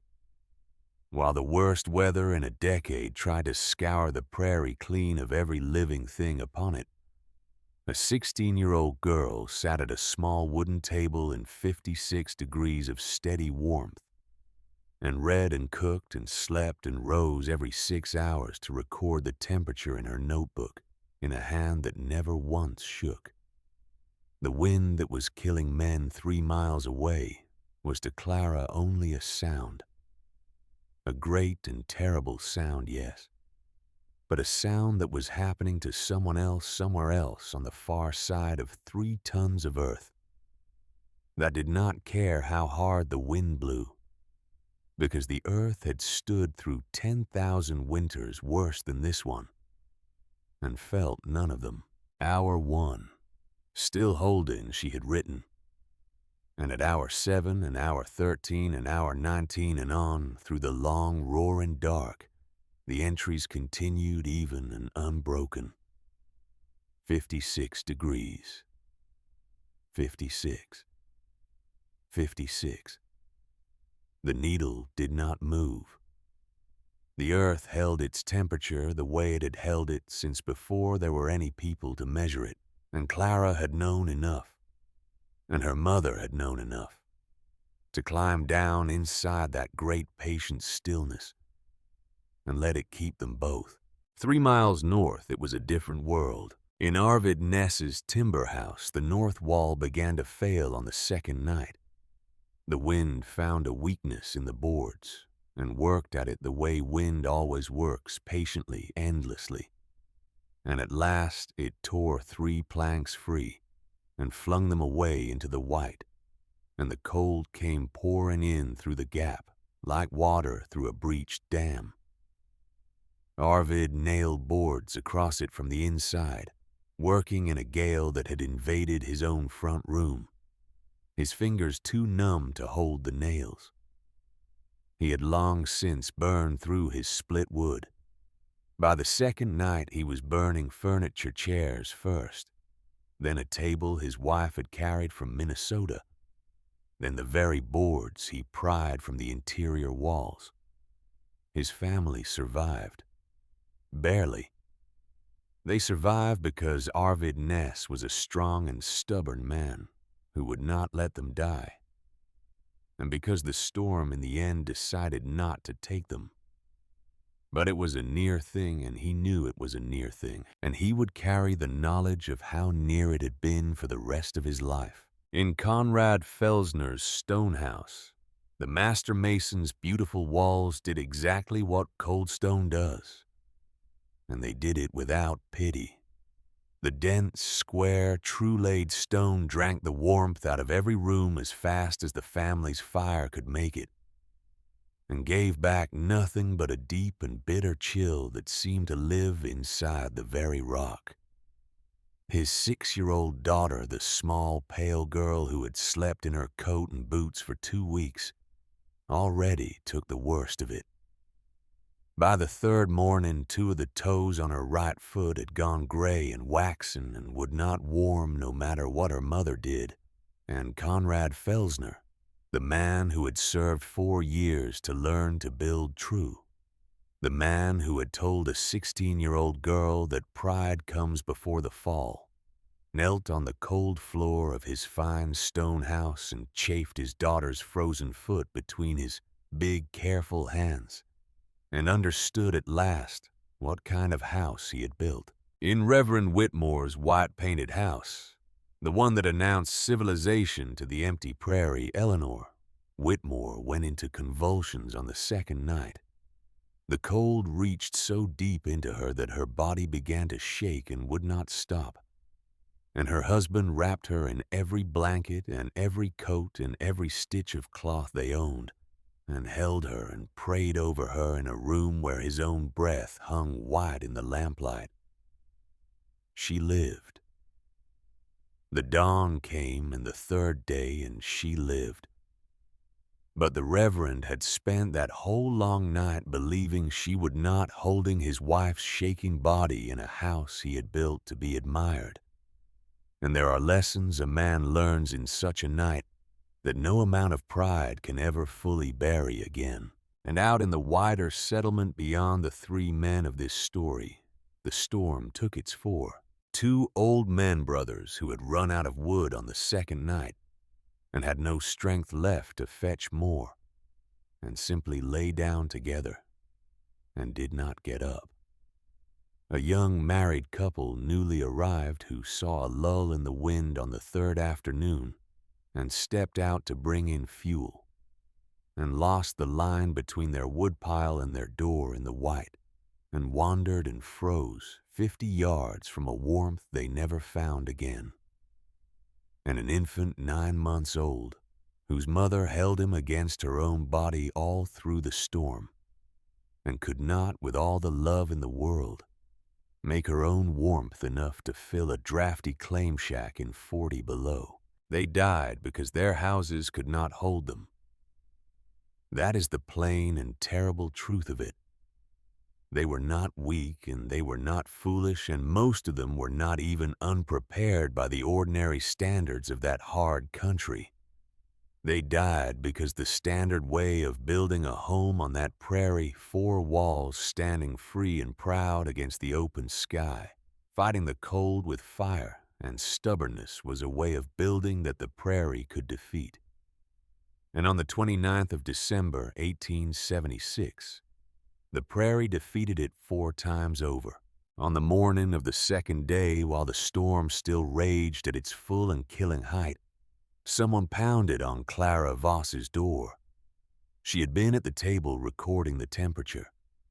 The pounding came hard and irregular over the roar of the wind, a fist striking the 4-inch cottonwood, and for a moment Clara could not be certain she had heard it at all. Then it came again, and she crossed the small room and braced herself and pulled the heavy door inward against the storm. Arvid Ness stood in the white. He was barely recognizable. His beard was a solid mass of ice. His face was the gray-white of a man who has been too long in killing cold, and the wind drove the snow sideways past him, so that he seemed to stand at the center of a world that was tearing itself apart. He had followed the line of the creek bed 3 miles south, through a blizzard that had already killed 4 people. And he had done it for a reason that cost a man like him more than the journey itself. "My daughter," he said. The wind tore the words half away. "The little one. She is bad. The cold is in her and—" He stopped. His jaw worked. "We are out of wood. We have burned everything. The furniture, the walls. There is nothing left to burn. And she is bad, and I did not know where else." He did not finish. He could not. Because to finish was to say the rest of it out loud, that he, Arvid Ness, 42 years old, 3 years on the Dakota prairie, the man who had stood on this very hillside and told this very girl that she would freeze like a potato in a cellar, had come 3 miles through a deadly storm to beg help from a 16-year-old he had called a fool. He could not say it. So he stood in the doorway with the ice in his beard and the white roaring behind him, and he let the unfinished sentence hang, and he waited. Clara did not make him say it.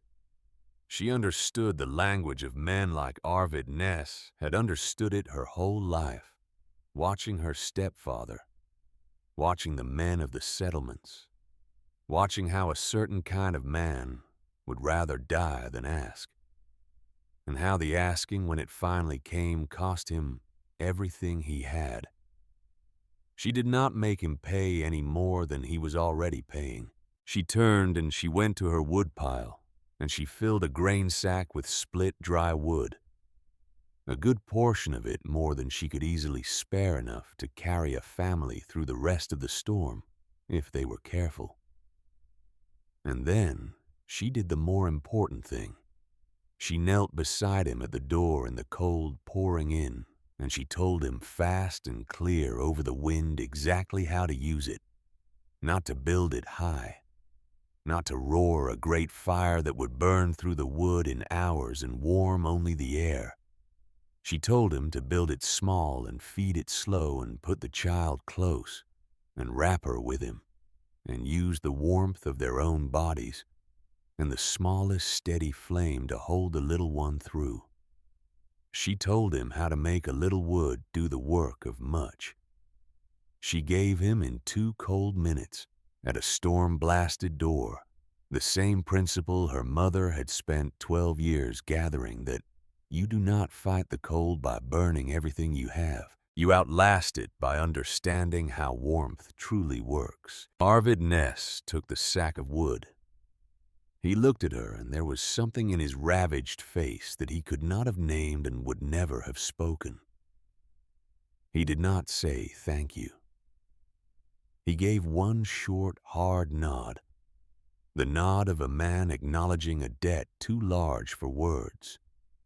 And then he turned and he bent into the wind, and he was gone into the white, following the creek bed back north, 3 miles to his freezing house and his failing child. Clara closed the door against the storm, and she went back to her table, and she picked up her pen, and after a moment she wrote a single line beneath the temperature.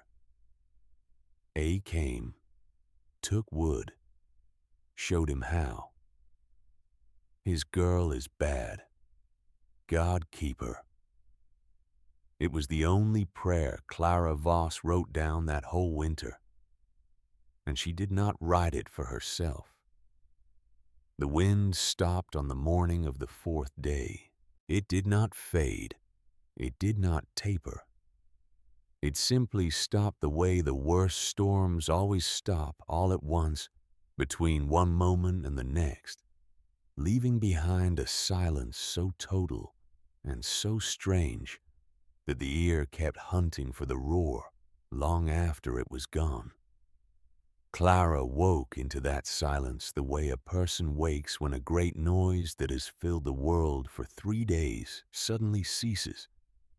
And for a moment she did not understand what had changed. Then she rose and she went to the door and she pushed it open into a world made new. The drifts stood 8 feet high, 10 in places, sculpted by the wind into long, smooth ridges that gleamed under a sky scrub pale and cloudless. The thermometer by the door read 42 degrees below zero, the coldest reading of the whole storm, as the worst cold so often comes in the dead, clear calm after the wind. And the whole frozen prairie lay still and white and silent under the hard winter sun. Beautiful and terrible the way the things that nearly kill us are so often beautiful afterward. Inside Clara's dugout, the thermometer read 56 degrees. She built up her fire and watched the needle climb past 60 towards 64. And then she dressed in everything warm she owned, and she took stock of what the storm had left her. Her stores were nearly untouched. Her wood, even after the sack she had given Arvid, would carry her well past the spring. Her chickens had survived in their snug pen against the back wall. The roof had held. The walls had held. The drain she had cleared with her bare hands on the last evening before the storm had carried away every drop of meltwater exactly as it was built to. She had come through the worst storm in 10 years without a scratch. And then Clara Voss did the thing that, more than the surviving, more than the building, more than any single thing, she did that whole winter would change how the settlement saw her forever. She did not go to town to be congratulated. She did not wait for the established families to come and marvel at her dugout and admit that they had been wrong. She loaded a sled with food, with cornmeal and salt pork and beans and squash, with more than she could comfortably give, and she set out alone across the frozen drifts to the houses of the people who had called her a fool. She went to Arvid Ness's house first. She found a family that had barely survived. The north wall patched with the interior boards Arvid had torn down. The furniture gone for fuel. The little girl alive, the small wood used the way Clara had told him to use it, had held her through the last terrible night, but with 2 gray toes on her right foot that the family would watch and worry over for weeks, and that she would in the end lose.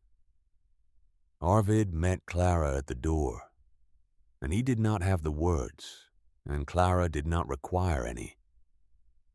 She brought the food inside. She set it down.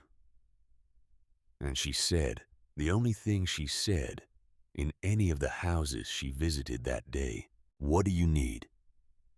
Not, "I told you so," not, Do you believe me now? Not a single word about the dugout, or the cold, or the argument she had so completely and so visibly won.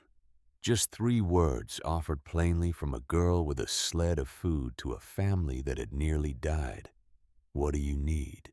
That was the thing that broke them.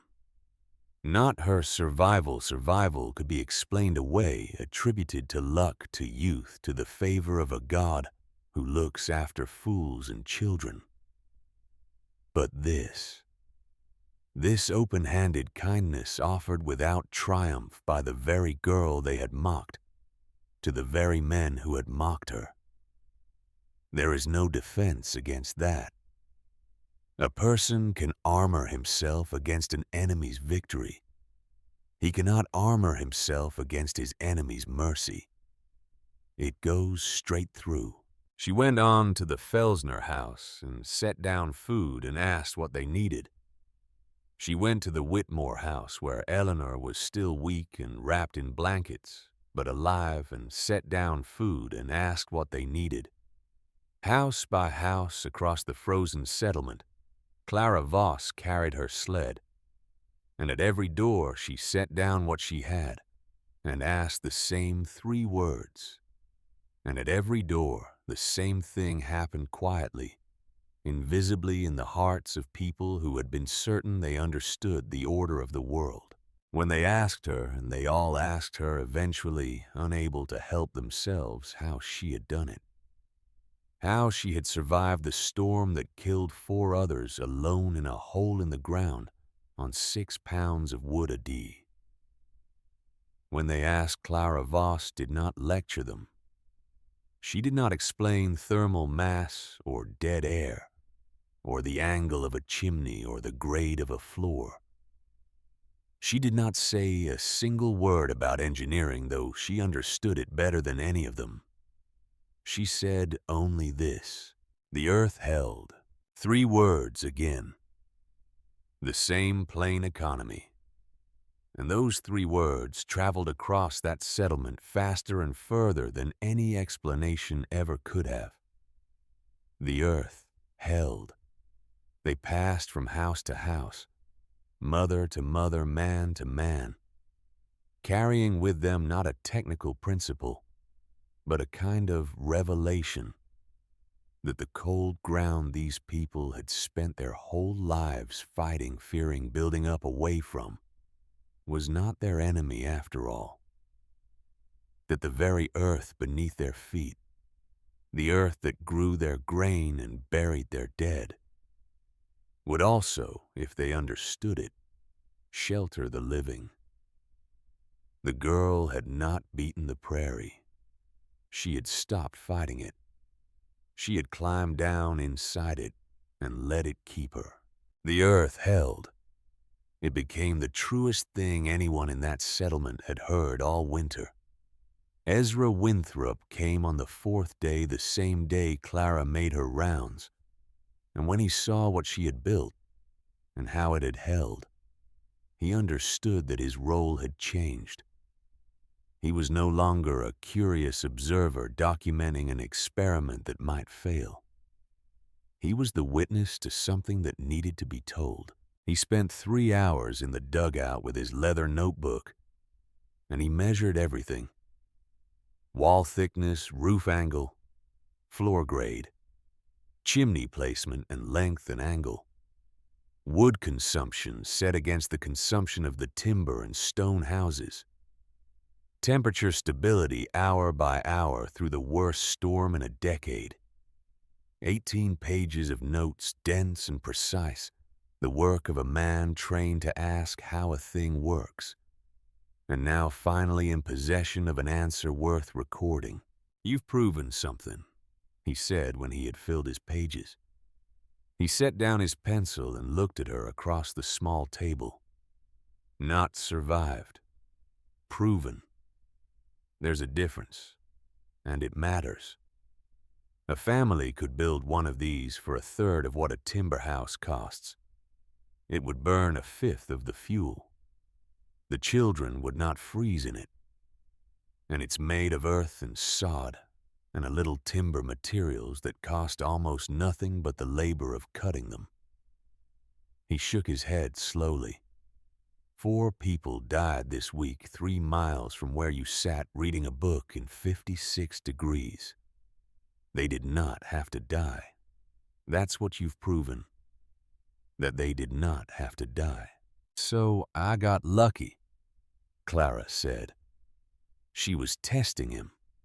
She did that sometimes to people she had begun to trust, offered them the easy wrong answer to see whether they would take it. No, Ezra did not take it. Luck is random.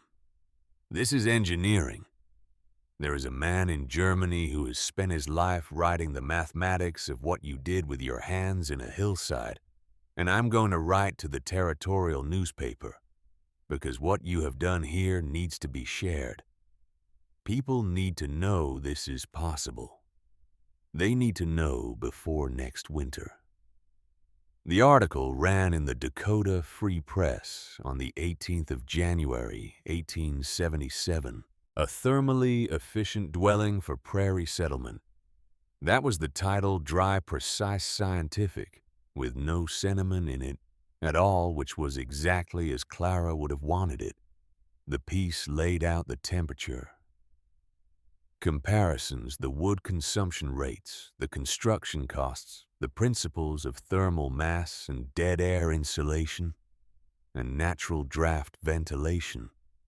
All of it set down in Ezra Winthrop's careful, measured prose. And in the entire article, there was not one word about the age or the sex or the circumstances of the person who had built the thing. Ezra had done that on purpose, and he had told Clara he was going to do it. And she had agreed. The article referred throughout only to the builder at the Voss claim, so that when the letters began to come and the visitors began to ride out from across the territory to see this miraculous warm house with their own eyes, they came expecting to meet an engineer, a man of learning, a builder of reputation. And what they found standing at the low cottonwood door of a dugout in a south-facing hillside was a 16-year-old girl. Reverend Whitmore left for Massachusetts in the spring of 1878. He had decided over the course of that hard winter that the frontier was not, after all, the place he had imagined it to be when he set out to bring civilization to it. Perhaps he had learned that civilization was not a thing one brings in a white-painted house from somewhere else. Perhaps he had simply grown tired and cold and old. The story does not record his private reasons, and it does not matter. But before he left, he rode out one last time to the Voss claim. And he did a thing that cost a proud and learned man a great deal. He stood at the low door of the dugout. He did not go in. He never did go in. That final humility was beyond him, and he held his hands behind his back the way he always had. And he looked at Clara Voss, who was 20 months past the morning he had told her that nature would not permit her to survive. "I told you that this was not appropriate," he said. "Do you remember I told you a young woman could not live alone in a hole in the ground? That it announced nothing but desperation." He paused, and something moved across his face, some old certainty finally giving way. "I was wrong about what appropriate means out here. I thought you were being foolish. I did not understand that you were being wise. There were families this winter that are whole that still have all their children because of what you built and what you taught. That is not foolishness. That is the most appropriate thing I have seen since I came to this country." And then he took from his coat a sealed envelope, and he held it out to her. Inside, when she opened it later, Clara found letters of introduction, 3 of them addressed to newspaper editors in 3 different states. each one signed in the Reverend's own careful hand, each one describing the dwelling at the Voss claim as an engineering achievement worthy of documentation and study, and commending its builder to the attention of any man of science who might read it. He had written them himself, a Boston man, a man of God, a man who had built his whole identity on knowing how things were properly done, sitting down at his desk in his failing White House and composing in his own hand a testament to the genius of the 16-year-old girl he had once tried to talk out of her own salvation. He did not apologize in words beyond what he had said at the door. Men like Reverend Whitmore do not apologize in words. The words are too small to carry the weight, and the pride will not let them through. But he apologized in the way such men do when they truly mean it, in ink and indeed in 3 letters that would open doors for Clara Voss across half the frontier.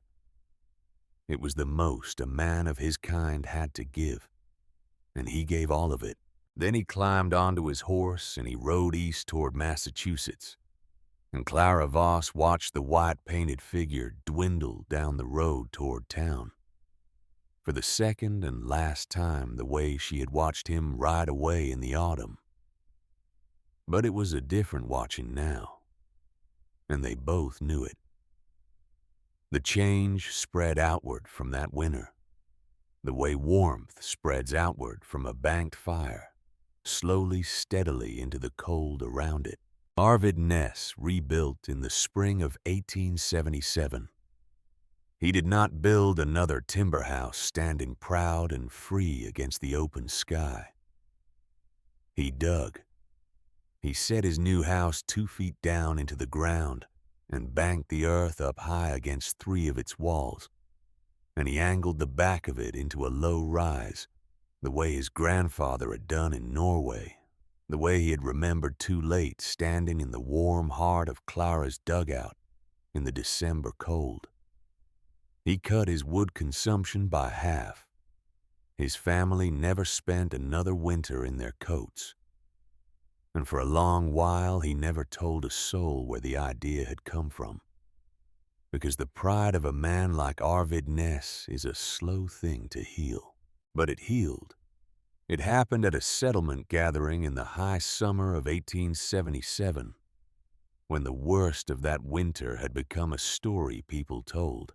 Someone asked Arvid, half joking, how he had come to build his strange new half-buried house, and whether he had taken to living like a badger. And there were men around to hear it. And there was a chance in that moment for Arvid to laugh it off, to claim the idea as his own, to let the question pass. He did not let it pass. I learned it from the Voss girl, Arvid Ness said, plainly, in front of all of them. She knew something the rest of us had forgotten. My family is warm this year, because a 16-year-old girl knew more than I did, and was kind enough to teach me, even after I called her a fool to her face. He looked around at the men gathered there, at all the established homesteaders who had given Clara 2 weeks before she came crawling back. There is no shame in learning from the one who knows. The shame is in being too proud to learn, and freezing your children to keep your pride. I nearly learned that one too late. It was the longest speech anyone had ever heard Arvid Ness make, and it settled the matter in that settlement for good. Conrad Felsner never made a speech. That was not his way. But the master mason added an interior wall to his beautiful stone house that summer, with a gap of dead air between it and the cold outer stone, and the moisture that had wept down his walls. Every winter morning stopped, and his rooms grew warmer on less wood.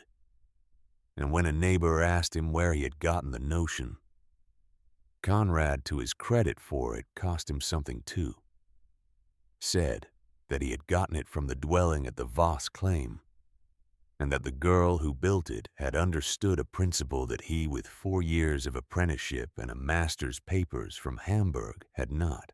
And his son, his quiet, watchful son Anton, the boy he had sent down the hill to learn the girl's secrets and steal them home. Anton Felsner carried what Clara had taught him forward into his whole life. He grew up to be the finest builder in that part of the territory, better than his father in the end, because he had learned young to combine his father's old-world precision with the new understanding Clara had given him freely, in a warm dugout more carefully than she taught anyone, because she had known exactly what he was and exactly what it meant. The chain her mother had forged held. The link reached forward. The knowledge stayed alive. That is the thing the established men never quite understood about what happened that winter, even after they had rebuilt their houses and admitted their errors and learned to say her name with respect. They thought the story was about a girl who survived a storm. They thought it was about toughness or stubbornness or the favor of God toward the desperate. It was about none of those things. It was about a woman who had crossed an ocean alone and spent 22 years trapped in the necessity of men, and who had used the last of her dying months to write down in the back of a Bible, in a slow and careful hand, everything she had gathered across a lifetime of watching so that her daughter would have the one thing she herself had never been allowed to have. A way out that ran through no man's house, a roof of her own, a life that was hers to keep by her own hand and her own mind. It was about a 16-year-old girl who had been thrown out into the start of a Dakota winter with nothing and who had not panicked and had not begged and had not gone crawling back, but had instead read the land the way her mother taught her and built the thing her mother designed, and outlasted the worst storm in 10 years on 6 pounds of wood a day, and then carried food to the houses of the men who had mocked her and asked them plainly what they needed. It was about the difference between knowing how a thing is done and knowing how a thing works. The men of that settlement had known how houses were done. Clara Voss had known how warmth works and where it goes and why, and that knowledge, gathered by a dead woman and proven by a living girl, saved more lives in the end than all the timber and stone and master's papers on the whole frozen prairie.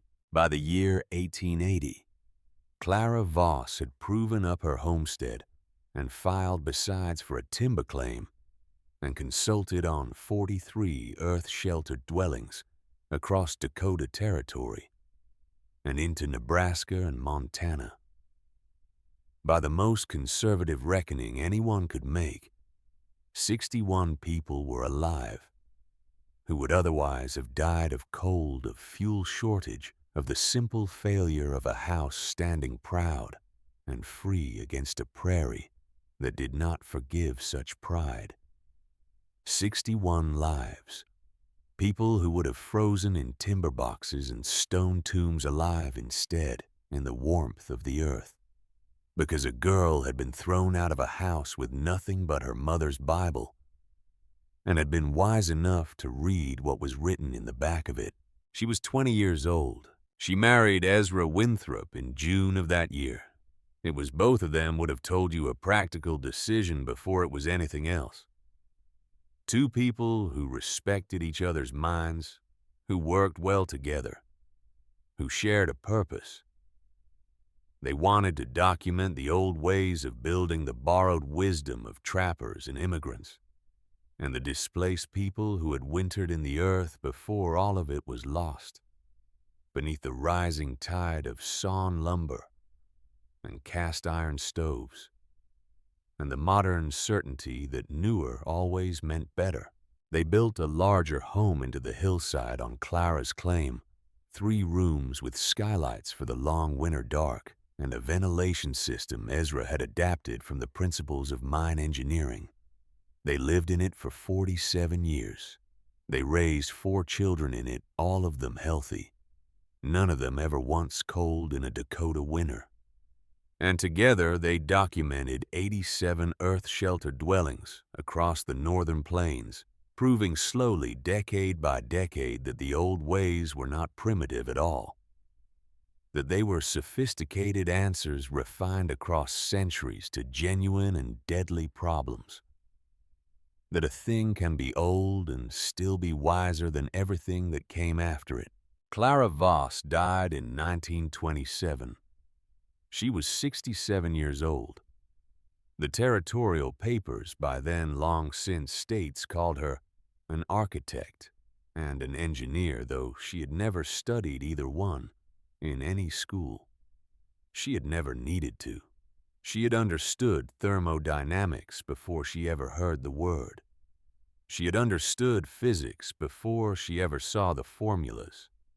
She had understood from the very beginning the one thing that all the learned and established men around her had forgotten, that nature is not an enemy to be fought, but a system to be understood and worked alongside. In the December of the year, she died in the original dugout. The first one, the one she had built with her own hands and 2 Norwegian farm boys at the age of 16. The one that still stood and was still lived in by her youngest daughter. The inside temperature held at 53 degrees, while the air outside the door read 8 below. 51 years. 51 years of stable earth-given warmth in a structure that had cost $27 to build, designed by a woman who never lived to see it finished, and built by a girl the whole county had given 2 weeks to live. On the last evening of her life in the larger house up the slope, Clara Voss called her youngest daughter to her, and she took up her mother's Bible. Marta's Bible, the battered Swedish edition, with the cracked spine and the pressed flowers from 3 countries. The same Bible Clara had carried out of her stepfather's house at 9:30 on a gray November morning more than 50 years before. She had added to it across the long span of her life. The back pages that had once held only Marta's 14 pages of careful notes now held Clara's own decades of observation, of refinement of everything she had learned in 47 years of building into the earth. A whole life's worth of knowledge set down in a slanting hand that near the end had grown slow and careful, in the very way her mother's had all those years ago, when Marta knew she was running out of time. Clara pressed the Bible into her daughter's hands. She did not give a speech. She had never been one for speeches. 3 words had always been enough for her. She simply closed her daughter's fingers around the worn leather cover, the way her own mother had, in a manner of speaking, closed Clara's fingers around it from beyond the grave on a cold afternoon behind a stand of cottonwoods. And the circle closed. Mother to daughter, knowledge gathered in secret, given in love, proven in fire and cold and storm, and passed forward again into hands that would carry it on, the same way it had always traveled since long before any of them came to that prairie. A French trapper to a Swedish woman to her daughter, a daughter to the next, each link, reaching forward to the next, because that is the only way that knowledge survives, not by hoarding, not by pride, by giving it away to someone who will need it on the day they need it most. There is a marker now on that hillside south of Yankton. It notes that this is the place where earth-sheltered construction was carried into the settlement of the northern plains, a system that combined the wisdom of Swedish cellars and German storm shelters and Norwegian storehouses, and the earth lodges of the people who had wintered there first, all of it gathered and proven and handed down by two women who never studied building in any school, and who understood it better than the men who had. The original dugout finally fell in upon itself sometime in the 1940s, but its foundations are there still if you know where to look. Cut into earth that has held steady at 52 degrees for more than a century through every storm and every winter and every killing cold, the prairie has thrown at it since. The earth held her. It is holding still.